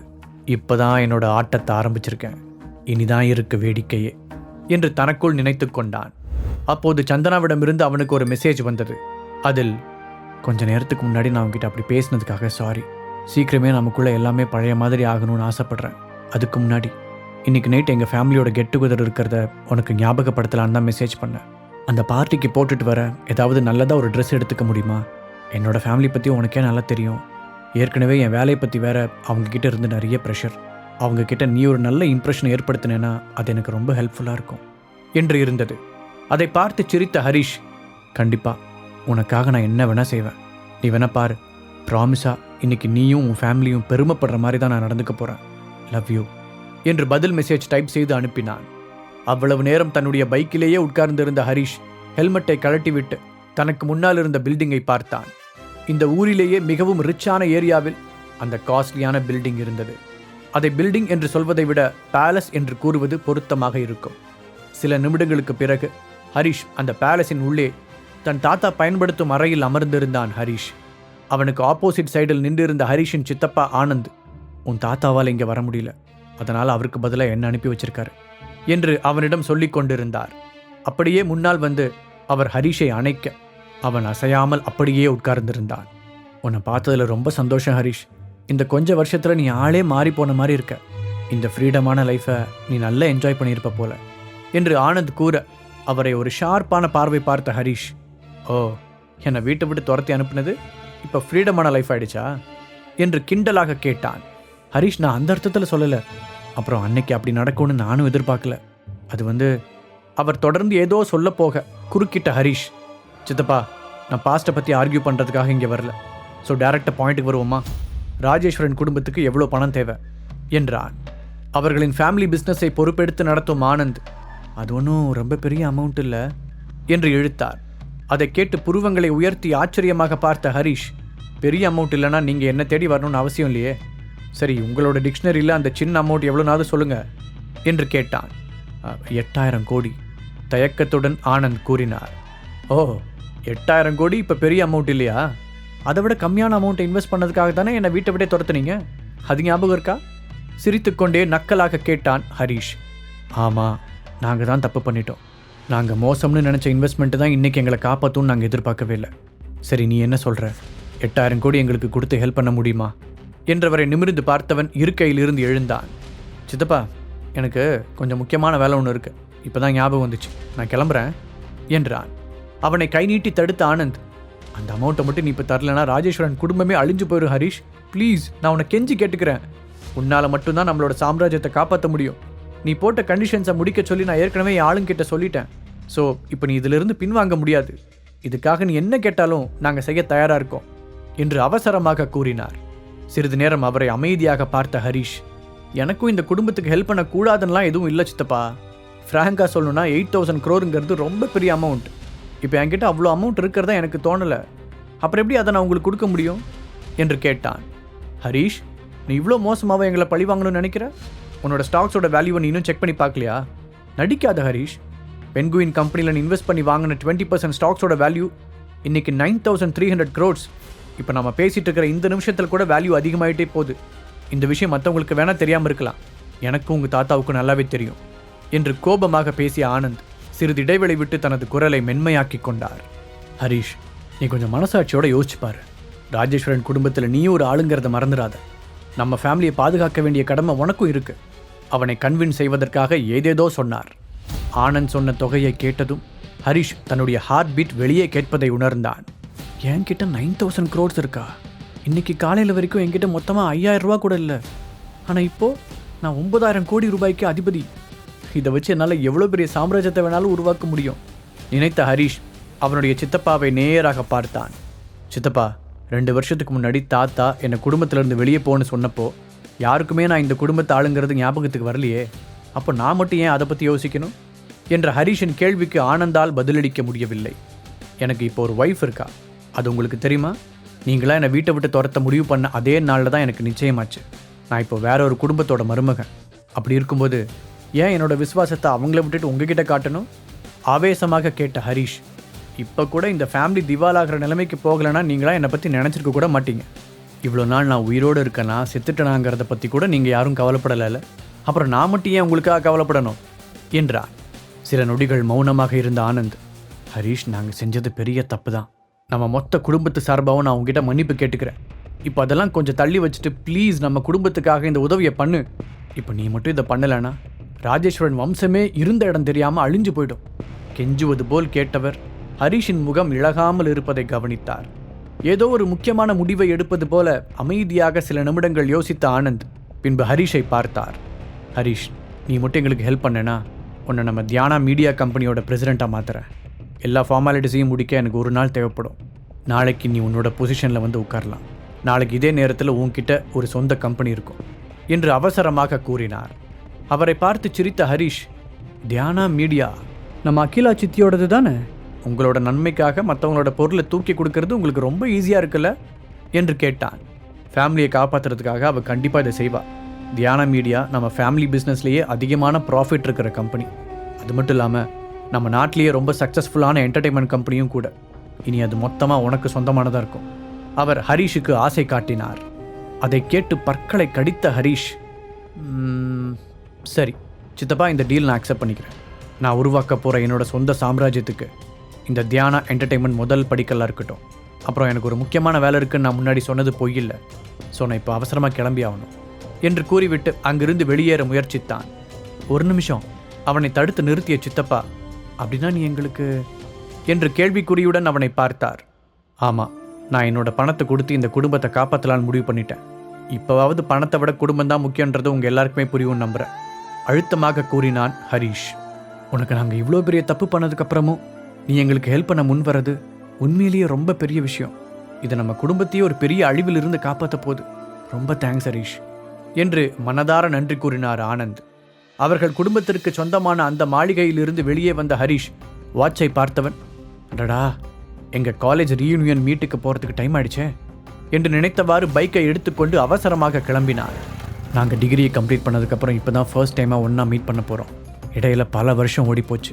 திரும்பவும் அவங்க எல்லாரையும் பார்க்க போகிறேன்னு நினைக்கும் போது ரொம்ப எக்ஸைட்டிங்காக இருக்குது. நான் எப்படி வளர்ந்துருக்கேன்னு காமிக்கிறேன். பார்ட்டிக்கு போகிறதுக்கு முன்னாடி வீட்டில் போய் ட்ரெஸ் மாற்றிட்டு போயிடலாம் நினைத்த ஹரிஷ் வீட்டிற்கு செல்லும் பாதைக்கு வண்டியை திருப்பினார். என்னோட லைஃபே மொத்தமாக மாறப்போகுது. என்னால் இப்போ அதை ஃபீல் பண்ண முடியுது. இன்றைக்கி நைட்டுக்குள்ளே என் குடும்பத்தோட மரியாதையையும், காலேஜ் மேட்ஸோட பொறாமையும், என் மாமியாரோட மதிப்பையும், எல்லாத்தையும் விட முக்கியமாக என் ஒய்ஃபோட அன்பையும் நான் அடைய போகிறேன். விசில் அடித்துக்கொண்டே சந்தோஷமாக வீட்டிற்குள் நுழைந்தான் ஹரிஷ். அதே நேரத்தில் தன்னுடைய ஆஃபீஸில் இருந்த சந்தனா காரிடாரில் நடந்து செல்லும் போது அவளுடைய ஆஃபீஸ் மேட்ஸ் சிரிப்பதை கேட்டாள். பிரேக் ரூமிற்குள் நுழைந்த அவள் அங்கிருப்பவர்கள் ஃபோனில் எதையோ பார்த்து சிரித்து கொண்டிருப்பதைக் கண்டாள். மெதுவாக எட்டி பார்த்த அவள் அவர்கள் பார்த்து கொண்டிருந்த வீடியோவை கவனித்தாள். அதில் ஹரிஷ் பின்புறம் உடைந்து போன ஓட்ட பைக்கை ஓட்டிச் செல்லும் காட்சி பதிவாகி இருந்தது. அதை பார்த்து சிரித்த ஒரு லேடி ஸ்டாஃப், இதை பார்த்தா ஒரே காமெடியாக இருக்குது, இப்படி உடஞ்சி போன பைக்கை கூட விடாமல் ஓட்டிட்டு போகிற ஒருத்தனை இப்படி தான் மேடம் கல்யாணம் பண்ணிட்டாங்கன்னு எனக்கு தெரியல, இப்படி ஒரு ஆளை நான் பார்த்ததே இல்லை என்று கமெண்ட் அடித்து கொண்டு இருந்தார். ஆமாம், இந்த மாதிரி ஒரு லூசரை மேடம் ஏன் இன்னும் டிவோர்ஸ் பண்ணாமல் வச்சுருக்காங்கன்னு கூட எனக்கு தெரியல, இன்னொரு பெண் வருத்தத்துடன் கூறினாள். அதற்குள் அங்கு மூன்றாவதாக இருந்த ஒரு பெண், அதை விட பெரிய காமெடி என்ன தெரியுமா, நான் ஆஃபீஸுக்குள்ளே என்ட்ரி ஆகும்போது அவர் நம்ம மேடத்துக்கு ட்ரீம் லவர் நெக்லஸை வாங்கித்தரேன்னு ப்ராமிஸ் பண்ணிட்டு இருந்தார் என்று சிரிப்பை அடக்கிக் கொண்டே கூறினாள். அதை கேட்டு அங்கிருந்த அனைவரும் வெடித்து சிரித்தனர். இதான் இந்த இயரோட பெரிய ஜோக்குன்னு நினைக்கிறேன். அந்த நெக்லஸை பற்றி தெரியாமல் ஏதோ பொட்டி கடையில் வாங்கி கொடுக்குற கடலை மிட்டாயின்னு நினச்சிட்டார் போல. அவரோட செலவுக்கே மேடம் தான் காசு கொடுக்குறாங்க, இதில் ஒரு ட்ரீம் லவர் நெக்லஸை வாங்கி தர போறாரமா. ஐயோ ஐயோ. சந்தனா நிற்பதை கவனிக்காமல் அங்கிருந்த அனைவரும் மாற்றி மாற்றி ஹரிஷை கேலி செய்து சிரித்து கொண்டிருந்தனர். அப்பொழுது ஒரு பெண் சந்தனாவை கவனித்து மற்றவர்களுக்கு செய்கை காண்பிக்க எல்லோரும் பதட்டத்துடன் சந்தனாவை திரும்பி பார்த்தனர். அவர்களுக்கு நேராக கை கட்டி நின்று கொண்டிருந்த அவளை பார்த்து மன்னிப்பு கேட்பது போல தலையை குனிந்த அவர்கள், சாரி மேடம், நீங்கள் இங்கே இருக்கிறது எங்களுக்கு தெரியாது என்று தயக்கத்துடன் கூறினர். உங்களுக்கு தெரியாத விஷயம் இன்னும் நிறையா இருக்குன்னு நினைக்கிறேன். அப்புறம் ஒருத்தர் முட்டாள்னு சொல்கிறதுக்கு முன்னாடி ரொம்ப கவனமாக இருங்க. நான் எப்பவும் ஒரே மாதிரி சிரிச்சுக்கிட்டே இருக்க மாட்டேன். அமைதியாக பதில் கூறினாள் சந்தனா. ஆனால் அவளுடைய வார்த்தைகள் ஒவ்வொன்றும் கத்தியைப் போல ஷார்ப்பாக வந்து விழுந்தது. ரியலி சாரி மேம், நாங்கள் இப்போவே எங்கள் டேபிளுக்கு போகிறோம். சந்தனாவின் ஆஃபீஸ் ஸ்டாஃப்ஸ் அவளிடம் மன்னிப்பு கேட்டுவிட்டு அங்கிருந்து விரைந்து சென்றனர். அவர்கள் பேசியதை கேட்டு மிகுந்த மன உளைச்சலுக்கு ஆளான சந்தனா வேகமாக தன்னுடைய ஆஃபீஸ் ரூமிற்கு திரும்பி வந்து கதவை மூடினாள். அந்த கதவில் சாய்ந்து தன்னுடைய வாழ்க்கையை நினைத்து அப்படியே அழத் தொடங்கினாள். ஹரிஷ் கண்டிப்பாக ஒரு முட்டாள் இல்லைன்னு எனக்கு நல்லா தெரியும், ஆனால் அது அவனுக்கும் புரியணும்னு தான் ஆசைப்பட்றேன். எங்களுக்குள்ளே இருக்கிற இந்த ரிலேஷன்ஷிப்பை காப்பாற்ற நான் எவ்வளோ போராடிட்டு தான் இருக்கேன். பட் என்னால் முடியல. என்ன ஆனாலும் சரி, அவ்வளோ சீக்கிரம் நான் அவனை கைவிட்டுற மாட்டேன் என்று தனக்குள் பேசியபடி அழுது ஓய்ந்தாள் சந்தனா. அதே சமயத்தில் வீட்டிற்குள் நுழைந்த ஹரிஷ் அவனுடைய மாமியார் திலகா ஹால் சோஃபாவில் அமர்ந்து டிவி பார்த்து கொண்டு இருப்பதை பார்த்தான். அவன் உள்ளே வரும் சத்தம் கேட்டதும் திரும்பி பார்த்த அவர், ஹரிஷ் இங்கே வா, உங்ககிட்ட ஒன்று கேட்கணும் என்று அழைத்தார். ஹரிஷும் கண்களில் குழப்பத்துடன் அவருக்கு பக்கத்தில் சென்றான். ஹரிஷ், உனக்கும் சந்தனாவுக்கும் கல்யாணம் ஆகி 2 வருஷம் ஆகப்போகுது, ஆனால் இன்னும் ஒரு பேரப்பிள்ளை எங்களால் பார்க்க முடியல. உங்கள் ஃபேமிலியில் குழந்தை பிறக்கிறது சம்பந்தமாக ஏதாவது ஜெனட்டிக் ப்ராப்ளம் இருக்கா என்று கேட்டார். அதை கேட்டு ஹரிஷின் முகம் மாறியது. அப்படிலாம் எதுவும் இல்லை, என்னோட பேரண்ட்ஸ் இன்னும் ரொம்ப ஆரோக்கியமாக இருக்காங்க, எங்களோட பரம்பரையிலையும் அப்படி எந்த பிரச்சனையும் கேள்விப்பட்டதே இல்லை என்று பதட்டமாக பதில் சொன்னார். கண்களை சுருக்கி அவனை பார்த்த திலகா, அப்படியா, ஆனால் எங்களுக்கு இதுவரைக்கும் உன்னோட பேரண்ட்ஸை பற்றி பெருசாக எதுவுமே தெரியாது. அப்புறம் நீ சொல்கிறத மட்டும் வச்சு எப்படி நம்புறது? எதுக்கும் நான் ஒரு மெடிக்கல் செக்கப்புக்கு ஏற்பாடு பண்ணுறேன். நீ உன்னோட பேரண்ட்ஸை வர சொல்லு. உன்னோட சைடில் ஜெனட்டிக்காக எந்த ப்ராப்ளமும் இல்லைன்னு நான் கன்ஃபார்மாக தெரிஞ்சுக்கணும். திலகா ஆர்டர் போடுவது போல கூற முகத்தை சுளித்தான் ஹரிஷ். அதான் தேவையில்லைன்னு சொல்கிறேனே, அவங்க எப்போவுமே ரொம்ப நல்லா ஹெல்த்தியாக தான் இருக்காங்க, தேவையில்லாமல் நான் அவங்க பணத்தை வேஸ்ட் பண்ண விரும்பலை என்று பதில் கூறினான். ஆமாம், நீ ஏன் இவ்வளோ பதட்டப்படுற? நான் உன் பேரண்ட்ஸை மெடிக்கல் செக்கப் பண்ணணும்னு தானே சொல்கிறேன், அதுவும் உங்களோட நல்லதுக்கு தானே. அதனால் பதிலுக்கு பதில் பேசாமல் சொன்னதை செய். இப்போ எனக்கு வெளியில் கொஞ்சம் வேலை இருக்குது, நைட்டு நடக்க போகிற ஃபேமிலி கெட் டுகெதரில் நாம் மீட் பண்ணலாம் சொன்ன திலகா அவனுடைய பதிலை கூட எதிர்பார்க்காமல் அங்கிருந்து கிளம்பிச் சென்றார். சற்று நேரம் அதே இடத்தில் அசையாமல் நின்றிருந்த ஹரிஷ் தலையை குலுக்கி தன்னை மீட்டு கொண்டான். கையை திருப்பி வாட்சை பார்த்த அவன், ஐயோ, ரீயூனியன் மீட்டப்புக்கு டைம் ஆயிடுச்சு, இவங்க பிரச்சனை அப்புறமா பார்க்கலாம் என்று வேகமாக ட்ரெஸ் சேஞ்ச் செய்தான். பின்பு மீட்டப் நடக்கும் மிகப்பெரிய ஆடம்பரமான ஹோட்டலுக்கு தன்னுடைய பைக்கில் கிளம்பினான். ஹோட்டலுக்கு முன்னால் இருந்த பார்க்கிங்கில் தனது பைக்கை விட்ட அவன் அதன் கண்ணாடியை பார்த்து கலைந்திருந்த தலைமுடியை சரி செய்து கொண்டான். ஹரிஷ், நீதான் அது? அவனுக்கு பின்னால் இருந்து ஒரு குரல் கேட்டது. அங்கு ஒரு மெர்சிடிஸ் பென்ஸ் காரை நிறுத்திவிட்டு அதிலிருந்து இறங்கிக் கொண்டிருந்தான் அஜய், ஹரிஷின் பழைய கிளாஸ்மேட். அஜயை பார்த்தவுடன் ஹரிஷின் கண்கள் ஆச்சரியத்தால் விரிந்தது. ஏ அஜய், நீ மட்டும் என்ன அப்படியே காலேஜில் பார்த்த மாதிரியே இருக்க, உனக்கு வயசே ஆகாதடா. அதுவும் இல்லாமல் அப்போ மாதிரியே இப்போவும் பாப்புலராக இருக்கான்னு வேற கேள்விப்பட்டேன், எப்பட்றா என்று வியப்பு மாறாமல் கேட்டான் ஹரிஷ். இந்த விஷயத்தில் நான் ரொம்ப லக்கின்னு நினைக்கிறேன். அஜய் சிரித்துக்கொண்டே விளையாட்டாக பதில் சொன்னான். கேட்கவே ரொம்ப சந்தோஷமாக இருக்கு. அப்புறம் உன்னோட காரும் ரொம்ப பியூட்டிஃபுல்லாக இருக்குடா. ஹரிஷ் திறந்த மனதுடன் பாராட்டினான். அப்போது ஹரிஷின் பைக்கை கவனித்த அஜய், நீயும் மாறாமல் எப்பவும் போல வினோதமாக தான் இருக்க, உண்மையாகவே இந்த வண்டியிலேயே இவ்வளோ தூரம் வந்த என்று கேட்டான். ஆமாம், என்னோட சொந்த பணத்தில் நான் ஃபஸ்ட்டு வாங்கின திங்ஸில் இதுவும் ஒன்று. யாராவது ஒருத்தர் வாங்கி கொடுக்கறத விட நம்மளா சம்பாதிச்சு ஒரு பொருளை வாங்கும்போது அது இன்னும் எக்ஸைட்டிங்காக இருக்கும். ஹரிஷ் சந்தோஷத்துடன் கூறினான். அதை கேட்டு தோள்களை குலுக்கிய அஜய், கூல் ஸ்டோரி ப்ரோ, சரி உள்ளே போகலாமா? யாரெல்லாம் இன்னும் அப்படியே இருக்கா, யாரெல்லாம் வயசாயிட்டாங்கன்னு பார்ப்போம் என்று சொல்ல ஹரிஷும் அவனுடன் சேர்ந்து சிரித்து பேசிக்கொண்டே உள்ளே சென்றான். ஹரிஷும் அஜயும் ஒன்றாக உள்ளே வருவதை அங்கே இருந்த எல்லோரும் ஆச்சரியத்துடன் பார்த்தார்கள். அஜய், இவ்வளோ நாள் கழிச்சு உன்னை பார்க்கறதுல ரொம்ப சந்தோஷம். கூட்டத்தில் பழக்கமான குரல் ஒன்று கத்த அங்கிருந்த மற்றவர்களும் அஜயுடன் பேச ஆர்வம் காட்டினர். அஜய் தனக்கு பக்கத்தில் இருந்த ஹரிஷை கை காட்டி, நான் யாரை கூட்டிட்டு வந்திருக்கேன்னு பாருங்க, ஹரிஷ் உண்மையிலேயே இப்ப பெரிய ஆளா வளர்ந்துட்டான் என்று கூறினான். உடனே அவர்கள் ஹரிஷை பார்த்து தங்களுக்குள் கிசுகிசுக்க தொடங்கினர். ஹரிஷ் காலேஜ் படிக்கும் போதே யாரு கூடயும் பெருசா ஒட்டாம தான் இருப்பான். ஆனா இப்ப என்னமோ அஜய் மாதிரி ஒருத்தன் கூட சேர்ந்து வரான். ஒருவேளை நமக்கு தான் அவனை பத்தி சரியா தெரியலையோ, நானும் அப்படிதான் நினைக்கிறேன் என்று ஒருவருக்கொருவர் பேசிக்கொண்டார்கள். அந்த பார்ட்டி ஹாலில் இருந்தவர்களை ஒரு முறை பார்வையால் வலம் வந்த ஹரிஷ், இங்க வந்திருக்கிறதுலேயே நான் தான் ரொம்ப சிம்பிளா ட்ரெஸ் பண்ணியிருப்பேன் போலயே, இதை பார்த்தா இவங்க எல்லாரும் என்னை குறைச்சி தான் இடம் போடுவாங்க மனதிற்குள் நினைத்த ஹரிஷ் அஜயிடம் திரும்பி, சரி அஜய், நான் போய் உட்கார்றேன், நம்ம அப்புறமா பேசலாம் என்றான். ஓகே ஹரிஷ் பதிலளித்த அஜய் அவனின் நண்பர் கூட்டத்தில் கலந்தான். அங்கு காலியாக இருந்த ஒரு சேரில் அமர்ந்த ஹரிஷ் தன்னுடைய கிளாஸ்மேட்டுகளை சந்தோஷமாக பார்த்தான். பின்னால் அமர்ந்து அங்கு நடக்கும் எல்லாவற்றையும் அமைதியாக கவனிப்பது அவனுக்கு மகிழ்ச்சியை தந்தது. அப்பொழுது திடீரென்று அந்த இடம் பரபரப்பாக அவர்களின் கிளாஸ்மேட் ரித்திகா உள்ளே வந்து கொண்டிருந்தாள். வாவ், இவ ரொம்ப அழகா இருக்காளே. ஆமா, காலேஜ் படிக்கும்போது இவ தான் கேம்பஸ் பியூட்டியா இருந்தா. நம்ம காலேஜ்லேயே அவ தான் ரொம்ப அழகும் கூட. இப்பவும் அப்படிதான் இருக்கா நினைத்த ஹரிஷ் அவளுக்கு ஹாய் சொல்வதற்காக எழுந்தான். ஆனால் அவனுக்கு முன்பாக முந்திக் கொண்ட அஜய் நேராக ரித்திகாவிடம் சென்று, ஹாய் ரித்தி, என்னை மறந்துட்டியா என்று கேட்டான். அவனை பார்த்து பிரைட்டாக ஸ்மைல் செய்த ரித்திகா, அஜய் நீ கொஞ்சம் கூட மாறவே இல்லை என்று கூறினாள். பதிலுக்கு சிரித்த அஜய், அது ஏதோ ஒரு மோசமான விஷயம் மாதிரி சொல்ற என்றான். அவனை பார்த்து தலையை சாய்த்து அழகாக சிரித்த ரித்திகா, நம்ம காலேஜ் படிக்கும்போது டேட் பண்ணிட்டு இருந்தோம், ஸோ அது ஒன்றும் அவ்வளோ மோசமான விஷயம்லாம் இல்லை கிண்டலாக கூறினாள். ஆமாம், அதெல்லாம் பியூட்டிஃபுல்லான மெமரிஸ். இப்போ நினச்சாலும் அந்த நாள்லாம் திரும்பி வராது. ஆனால் நீ இப்போவும் ரொம்ப அழகாக தான் இருக்க. சரி, இப்போ என்ன பண்ணிட்டு இருக்க என்று கேட்டான் அஜய். பெருமையாக அஜயை பார்த்த ரித்திகா, சொன்னால் கொஞ்சம் கிளீஷேவாக தான் இருக்கும், இப்போவே அதை சொல்கிறது சரியானு கூட எனக்கு தெரியல, ஆனால் ஒரு பெரிய மீடியா கம்பெனியில் கான்ட்ராக்ட் சைன் பண்ண போகிறேன் என்றாள். நிஜமாக சொல்கிறியா? கங்க்ராட்ஸ். அப்போ கூடிய சீக்கிரம் இந்த ஃபேமஸ் ரித்திகா என் ஃப்ரெண்டு தானே எல்லாருக்கிட்டையும் சொல்ல போகிறேன். அஜய் அவளை பாராட்ட ரித்திகாவின் கன்னங்கள் சிவந்தது. ஆக்சுவலாக இன்னும் அஃபிஷியலாக சைன் பண்ணல, பட் பேச்சுவார்த்தைலாம் பாசிட்டிவாக தான் போயிட்டுருக்கு. ஸோ கூடிய சீக்கிரமே அந்த நல்ல விஷயம் நடக்க போகுதுன்னு நினைக்கிறேன். ரித்திகாவும் சந்தோஷமாக கூறினாள். கண்டிப்பாக ரித்திகா, உன்னை போய் யாராவது ரிஜெக்ட் பண்ணுவாங்களா சொல்லிவிட்டு அஜய் சிரித்தான். அப்பொழுது ஹரிஷுக்கு பக்கத்தில் ஒரு பெண்கள் கூட்டம் வந்து அமர்ந்தது. அதில் ஒரு பெண் மற்ற பெண்களை பார்த்து, ஏய் ரித்திகா ஒரு ஸ்டாராக போகிறான்னு கேள்விப்பட்டேன், ராஜேஸ்வரன் குரூப்ஸை சேர்ந்த தியானா மீடியா கம்பெனியில் தான் அவள் கான்ட்ராக்ட் சைன் பண்ண போகிறாளாம் என்று கிசுகிசுப்பாக கூறினாள். அப்படியா? அந்த மீடியா கம்பெனி நம்ம கண்ட்ரிலேயே one of the biggest company. Ritika அதில் சைன் பண்ண போகிறானா? கூடிய சீக்கிரமே அவள் ரொம்ப பெரிய ஆளாக வரப்போகிறான்னு அர்த்தம். எதுக்கும் நான் இப்போவே அவகிட்ட ஆட்டோகிராஃப் வாங்கி வச்சுக்கிறேன் சொல்லிக்கொண்டே ஒரு பெண் எழுந்தாள்.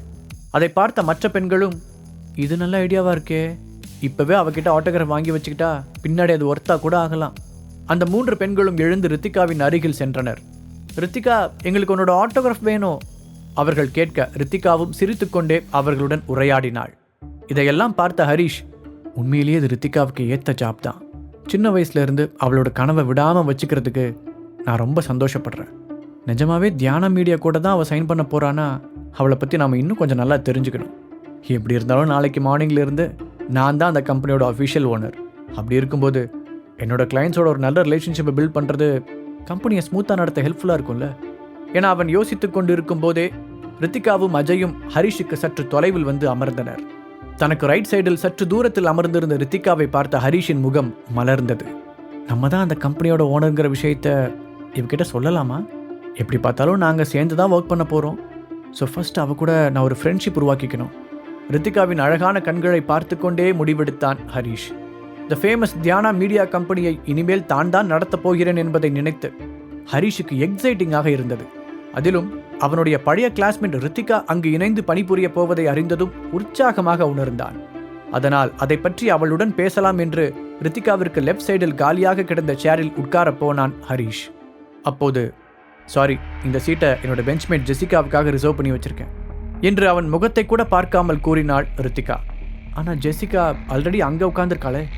ஹரிஷ் அவர்களிடமிருந்து 4-5 வரிசை முன்னால் உட்கார்ந்திருந்த பெண்ணை கை காட்டி கேட்டான். அவனின் முகம் குழப்பத்தால் நிறைந்திருந்தது. இப்போது நேரடியாக அவனை பார்த்து முகத்தை சுளித்த ரித்திகா தன் மூக்கை மூடிக்கொண்டே, உன்கிட்ட இருந்து ஒரு வித்தியாசமான ஸ்மெல் வருது, அது எனக்கு அன்கம்ஃபர்டபுளாக இருக்கு, அதனால நீ கொஞ்சம் சீட் மாறி உட்கார்ந்தா நல்லா இருக்கும் என்று முகத்தில் அடித்தார் போல் கூறினாள். ஹரிஷ் திகைத்து போனான். அவன் இங்கு வருவதற்கு முன்புதான் குளித்து ட்ரெஸ் மாற்றி இருந்தான். இவளுக்கு நிஜமாவே மூக்கில் ஏதாவது பிரச்சனை இருக்கணும் நினைத்த ஹரிஷ் ஏதோ சொல்ல வந்தான். அதற்குள் அங்கிருந்து அவனுடைய மற்ற கிளாஸ்மேட்டுகள் அவர்கள் பங்கிற்கு அவனை இன்சல்ட் செய்து சிரிக்கத் தொடங்கினர். மகிழ்ச்சியாக அந்த பார்ட்டிக்கு வந்த ஹரிஷின் முகம் கோபத்தில் இறுக்கமாக மாற ஆரம்பித்தது. அவர்களுடைய மற்ற கிளாஸ்மேட்டுகளும் ஹரிஷை கேலி செய்து சிரிக்க ஆரம்பித்தனர். என்னை பார்த்து கிண்டல் பண்ணி சிரிக்கிறீங்களா? நல்லா சிரிங்க. கூடி சீக்கிரம் நான் ஒரு பெரிய சாம்ராஜ்யத்தையே கட்டி எழுப்ப போறேன். அப்போ எனக்கு முன்னாடி நீங்களாம் ஒரு சின்ன துரும்பு மாதிரி இருக்க போறீங்க. இன்னைக்கு என்ன ஒரு ஃபூல்னு நினைச்சு ட்ரீட் பண்ற நீங்க அன்னைக்கு என்னோட உயரத்தை பிரமிச்சு போய் பார்ப்பீங்க. அதுக்கான நாள் ரொம்ப தூரத்தில் இல்லை. மனதில் நினைத்த ஹரிஷ் அவர்களுக்கு தக்க பதிலடி கொடுக்க எழுந்தான். ஆனால் அதற்குள் அங்கு வந்த அவனுடைய பழைய நண்பன் நிக்கில் ஹரிஷை அங்கிருந்து இழுத்து கொண்டு சென்றான். அவர்கள் இருவரும் அந்த பார்ட்டி ஹாலின் ஒரு கார்னரில் சென்று அமர்ந்தனர். ஏ ஹரிஷ், ரித்திகா மாதிரி பொண்ணுங்கெல்லாம் நம்ம ரேஞ்சுக்கு செட் ஆக மாட்டாங்க. நீ ஏன் தேவையில்லாமல் அவகிட்டலாம் வம்புக்கு போற? நம்ம 2 பேர் மீட் பண்ணி எவ்வளோ நாள் ஆச்சு? பசிக்குது, ஏதாவது சாப்பிடலாமா என்று கேட்டான் நிக்கில். அஜயுடன் பேசி சிரித்து கொண்டிருந்த ரித்திகாவை திரும்பி வெறுப்புடன் பார்த்தான் ஹரிஷ். பிறகு அவளைப் போலவே தலையை சாய்த்து கிண்டலாக சிரித்தவன் அதன் பிறகு அவளை கண்டுகொள்ளவே இல்லை. டிஜே மியூசிக் பிளே செய்ததும் அங்கிருந்தவர்கள் எழுந்து ஆடத் தொடங்கினர். அப்பொழுது ஒரு பெண், ரித்திகா, நீ தான் சின்ன வயசுல இருந்தே நல்ல டான்ஸ் ஆடுவியே, வந்து ஆடு என்று கூற மற்றவர்களும் ரித்திகாவை டான்ஸ் ஆடச் சொல்லி உற்சாகப்படுத்தினர். முதலில் கொஞ்சம் பிகு செய்தவள் அவளுடைய கிளாஸ்மேட்ஸ் எல்லோரும் சேர்ந்து வற்புறுத்தவும் ஆட வந்தாள். அவளுடைய பிரைட்டான கண்களும் கைப்பிடிக்குள் அடங்கிவிடும் ஸ்லிம்மான இடுப்பும் அங்கிருந்த அனைத்து ஆண்களையும் கவர்ந்தது. இடுப்பை வளைத்து அவள் ஆடியது மிகவும் கவர்ச்சிகரமாக இருந்தது. ஒரு வழியாக அந்த கெட் டுகெதர் பார்ட்டி முடிவுக்கு வந்தது. அப்போது ரித்திகாவை டிராப் செய்ய அங்கிருந்த பாய்ஸ் அனைவரும் போட்டி போட்டனர். அவர்கள் ஒவ்வொருவரிடமும் மிகவும் காஸ்ட்லியான கார்கள் இருந்தது. இல்லை பரவாயில்ல, என்கிட்டயே கார் இருக்கு, எனக்காக காரோட டிரைவர் வெளியிலே வெயிட் பண்ணிட்டு இருக்காங்க என்று அவர்களை லெஃப்ட் ஹேண்டில் டீல் செய்த ரித்திகா அவளுடைய காரில் ஸ்டைலாக ஏறிச் சென்றாள். அவ்வளவு நேரம் அவளை நான் தான் டிராப் பண்ணுவேன் என்று தங்களுக்குள் அடித்து கொண்டிருந்த அனைவரும் ஒருவர் முகத்தை ஒருவர் பார்க்க முடியாமல் சங்கடத்துடன் விழித்தனர். ரித்திகா கார் ஏறி செல்வதை பார்த்த நிக்கில், உண்மையிலேயே ரித்திகா ரொம்ப பியூட்டிஃபுல்லா இருக்கா, அவளுக்காக என்ன வேணா செய்யலான்னு தோணுது என்றான். அதற்கு ஹரிஷ் எந்த பதிலும் கூறாமல் சிரிக்க மட்டும் செய்தான். அந்த சிரிப்பிற்கு என்ன அர்த்தம் என்பது நிக்கிலுக்கு புரியவில்லை. வெறும் அழகை மட்டும் வச்சுட்டு என்ன பண்றது? சக மனுஷங்களை மதிக்க தெரியலையே, ஆணவம் இருக்கிற இடத்துல எவ்வளோ அழகா இருந்தாலும் அது வேஸ்ட் தான் என்று நினைத்த ஹரிஷுக்கு அவனுடைய மனைவியின் ஞாபகம் வந்தது. சந்தனா எவ்வளோ அழகா இருந்தாலும் அவகிட்ட அதை பத்தின திமிர் கொஞ்சம் கூட இருக்காது என்று அவன் சந்தனாவின் நினைவில் மூழ்க அப்போது சரியாக அவனுடைய போன் அடித்தது. என்று அவனுடைய போனில் ஒலித்த ரிங்டோனை கேட்டு எல்லோரும் ஆச்சரியத்துடன் திரும்பி பார்த்தனர். என்ன இந்த காலத்துல போய் இவ்வளோ ஓல்டு சாங்கை ரிங்டோனா வச்சிருக்கான் என்று அவர்கள் தங்களுக்குள் முணுமுணுத்தனர். போனை எடுத்த ஹரிஷ் அதன் டிஸ்பிளேவில் வைஃப் என்ற பெயர் வர, இப்பதான் அவளை பத்தி நினைச்சேன், கரெக்டா கால் பண்ணிட்டா, என் டார்லிங்குக்கு கண்டிப்பா 100 ஆயுசு தான் நினைத்து கொண்டே சிரித்த முகத்துடன் அந்த காலை அட்டன் செய்தான். ஹரிஷ், நைட் ஃபேமிலி மீட்டிங் போறதுக்கு ட்ரெஸ் எடுத்துட்டியா?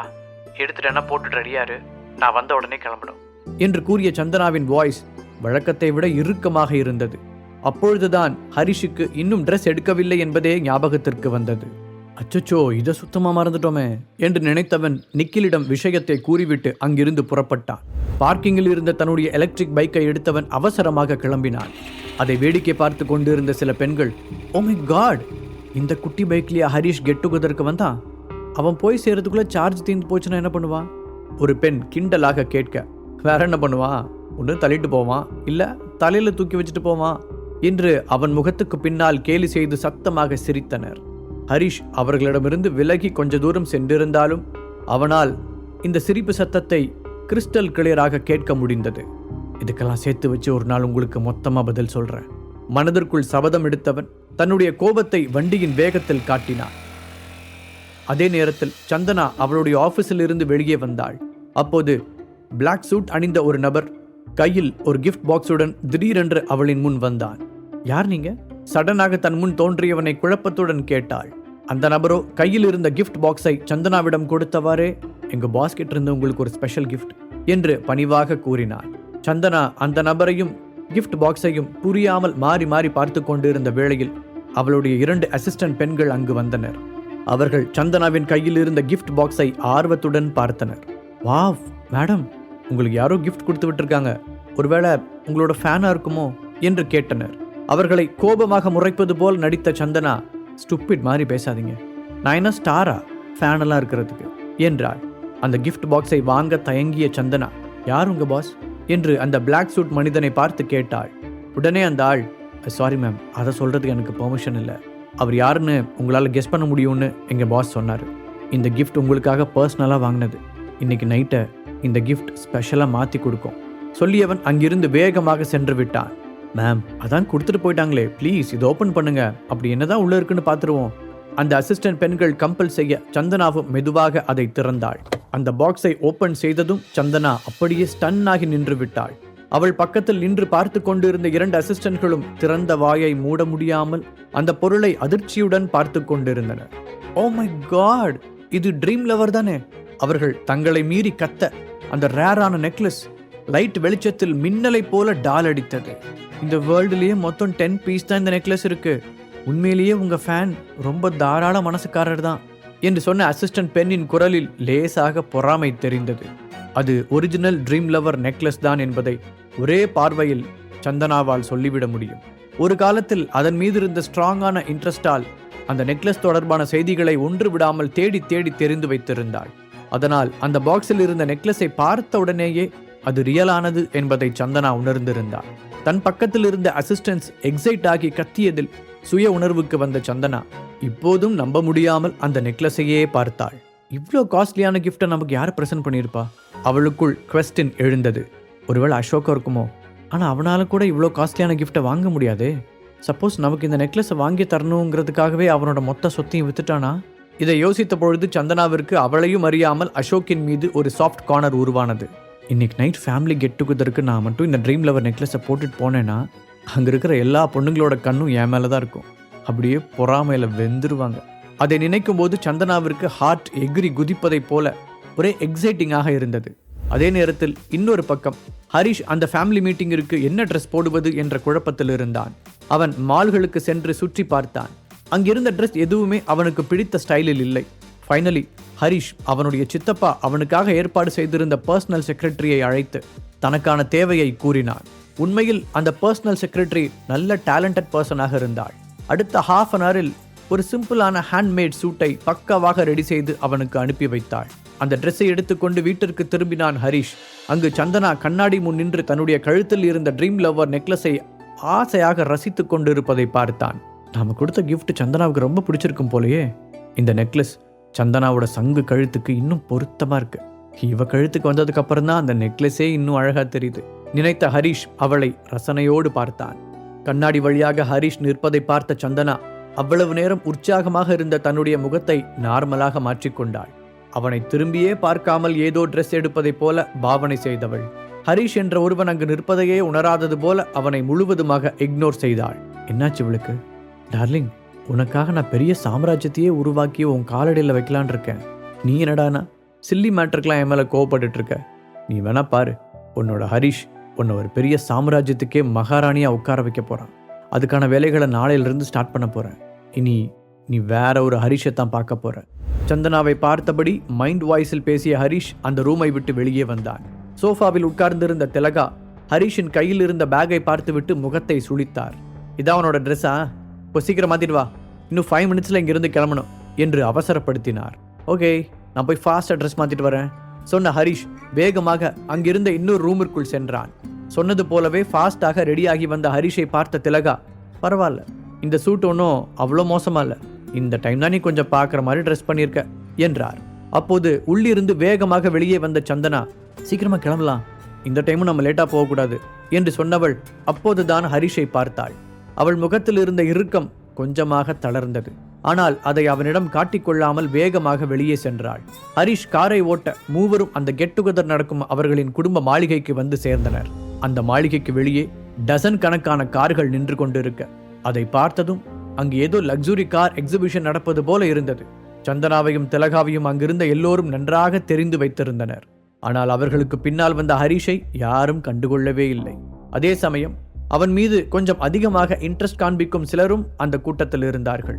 அதில் முக்கியமான ஒருவனாக சந்தனாவின் கசின் கார்த்திக்கை சொல்லலாம். இது போன்ற ஃபேமிலி மீட்டப்பின் போது ஹரிஷ் எங்கே இருந்தாலும் தேடி வந்து வம்பிழுத்து விட்டு செல்லாவிட்டால் அன்றைக்கு அவனுக்கு சாப்பாடு கூட இறங்காது.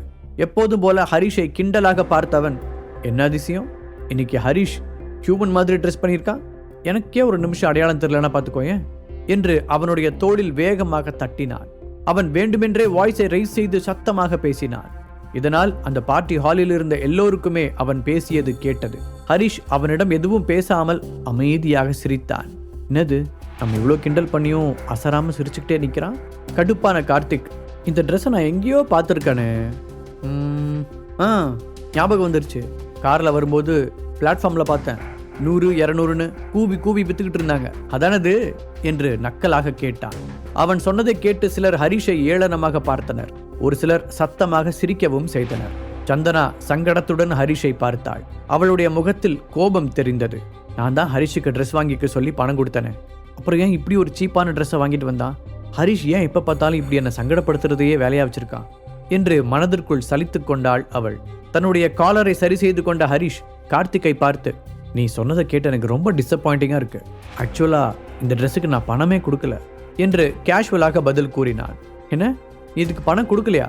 அப்புறம் உன்னை பார்த்து பரிதாபப்பட்டு கடைக்காரர் ஃப்ரீயாவே கொடுத்துட்டாரா என்று கேட்டுவிட்டு மறுபடியும் சத்தமாக சிரித்தான் கார்த்திக். உடனே சுற்றியிருந்தவர்களும் சிரிக்க ஆரம்பித்ததுடன் ஹரிஷை ஒரு முட்டாளை போல பார்த்தனர்.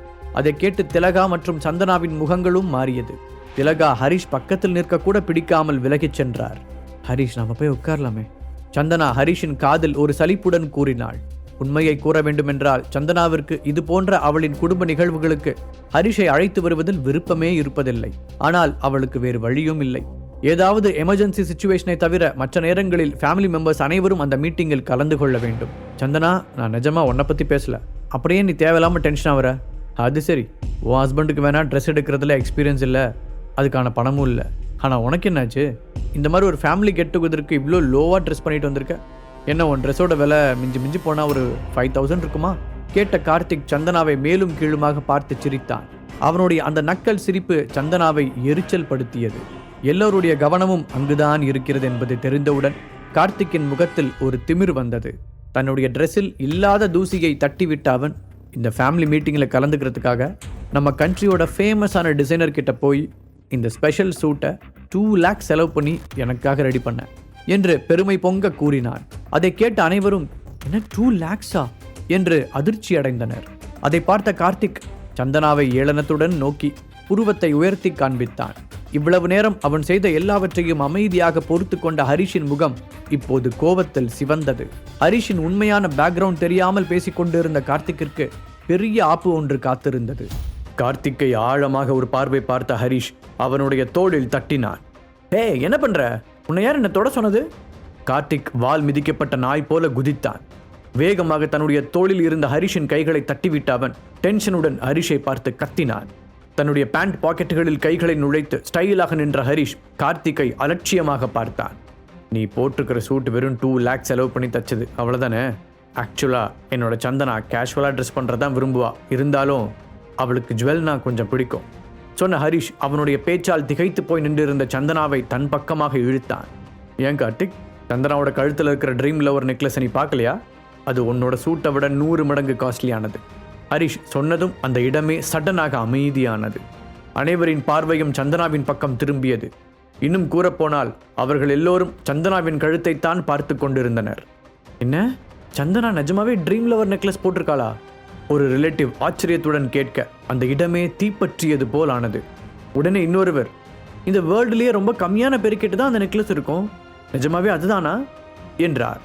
எக்ஸைட் ஆன பெண்கள் சந்தனாவின் பக்கத்தில் போய் ஆர்வமாக பார்த்தனர். பெரும்பாலான ஆண்களுக்கு கூட அந்த நியூஸ் அதிர்ச்சியாகத்தான் இருந்தது.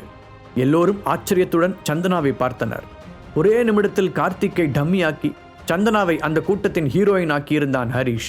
தன்னையும் அறியாமல் ஹரிஷை ஆச்சரியமாக பார்த்த சந்தனா, இன்னைக்கு என்னமோ ஹரிஷ் கொஞ்சம் வித்தியாசமா தெரியுற மாதிரி இருக்கு என்று மனதிற்குள் நினைத்தாள். சந்தனாவின் கழுத்தை உற்று பார்த்த கார்த்திக், நீங்க இங்க இருக்கிற எல்லாத்தையும் ஏமாத்த பாக்குறீங்க. இது கண்டிப்பா ட்ரீம்ல ஒரு நெக்லஸா இருக்காது. இவ்வளோ ரேரான நெக்லஸ் வாங்குறதுக்கு ஃபர்ஸ்ட் உங்ககிட்ட ஏது காசு? கண்டிப்பா இவ போட்டிருக்கிறது ஃபேக்காக தான் இருக்கும் என்றான். அவனை நேராக பார்த்த ஹரிஷ், எங்க கிட்ட எவ்வளோ காசு இருக்குன்னு உனக்கு தெரியணும்னு அவசியம் இல்லை. அதோட உன்னோட இந்த கேள்விக்கெல்லாம் எங்களால் பதில் சொல்லிட்டு இருக்க முடியாது என்றான். அதுவரை தள்ளி நின்றிருந்த திலகா, ஹரிஷ் என்று தன் மருமகனை அழைத்தார். ஆனால் அவனுடைய முகத்தில் இருந்த வார்னிங் லுக்கை பார்த்தவர் அவனை விட்டுவிட்டு சிரித்துக்கொண்டே கார்த்திக்கின் முன்னால் போய் நின்றார். கார்த்திக், ஹரிஷ் உன்னோட சின்ன பையன், இன்னும் அவனுக்கு எப்படி பேசுறதுன்னு சரியா தெரியாது. சரி அதெல்லாம் விடு, உன்னோட அப்பா அம்மா எங்க? நான் வந்ததிலிருந்து அவங்கள பார்க்கவே இல்லையே என்று பேச்சை மாற்ற முயற்சித்தார். ஆனால் கார்த்திக்கின் மனது கோபத்தில் எரிந்து கொண்டிருந்தது. என்ன தைரியம் இருந்தால் அந்த முட்டாள் ஹரிஷ் அவ்வளோ ஈஸியாக என்னை எதிர்த்து பேசியிருப்பான். மனதிற்குள் கோபமாக நினைத்தவன் திலகாவை ஏளனமாக பார்த்தான். என்னோட பேரண்ட்ஸ் வெளிநாட்டில் பிஸ்னஸ் பண்ணிட்டு இருக்காங்க. நாள் ஃபுல்லாக எதுவுமே செய்யாமல் சும்மா இருக்கிறதுக்கு அவங்க ஒன்றும் உங்களை மாதிரி லேசி கிடையாது என்று அவரின் முகத்தில் அடித்தார் போல கூறினார். கார்த்திக் அப்படி சொன்னது திலகாவை காயப்படுத்தியது. அதே நேரத்தில், நீங்கள் எல்லாரும் என்ன பண்ணிக்கிட்டு இருக்கீங்க என்று ஒரு வயதான பெண்மணியின் கம்பீரமான குரல் கேட்டது. பாட்டி? கார்த்திக்கின் முகம் சட்டென்று பிரைட்டாக மாறியது. அவன் வேகமாக திரும்பி பார்க்க அங்கு அந்த குடும்பத்தின் மூத்த தலைவி அனுராதா ஜெயராமன் மால்பெரி சில்க் அணிந்து மிடுக்காக வந்து கொண்டிருந்தார். கார்த்திக் வேகமாக அவரிடம் ஓடினான். அனுராதா தன்னுடைய ஃபேவரட் பேரனை சந்தோஷமாக பார்த்தார். கார்த்திக்கை பார்த்ததும் அவருடைய முகம் சாஃப்டாக மாறியதுடன் அதில் மகிழ்ச்சியான சிரிப்பு தெரிந்தது. ஆனால் சந்தனாவின் பக்கத்தில் நின்றிருந்த ஹரிஷை பார்த்ததும் அவருடைய அந்த சிரிப்பு ஸ்விட்ச் போட்டது போல மறைந்தது. அனுராதா பாட்டிக்கு தன்னை பிடிக்காது என்பது ஹரிஷுக்கு நன்றாகவே தெரியும். ஆனால் அவன் அதை பற்றியெல்லாம் கவலைப்பட்டதே இல்லை. எல்லாரும் வந்தாச்சுன்னா நாம உட்காரலாம், உத்தரவிடுவது போல கூறிய அனுராதா கார்த்திக்கின் கையை பிடித்துக்கொண்டு மெயின் டேபிளை நோக்கி நடந்தார். எல்லோரும் உட்கார்ந்த பிறகு அனுராதா அவர்களை என்கரேஜ் செய்யும் வகையில் பேசினார். எல்லோரும் அந்த குடும்பத்திற்காக ஹார்ட் ஒர்க் செய்ய வேண்டும் என்று கூறியவர் பேச்சை முடித்துக்கொண்டு அமர அந்த பார்ட்டி தொடங்கியது. முழு கதையையும் கேட்டு மகிழ பாக்கெட் FM ஆப்பை டவுன்லோட் செய்யுங்கள். லிங்க் டிஸ்கிரிப்ஷனில் கொடுக்கப்பட்டுள்ளது.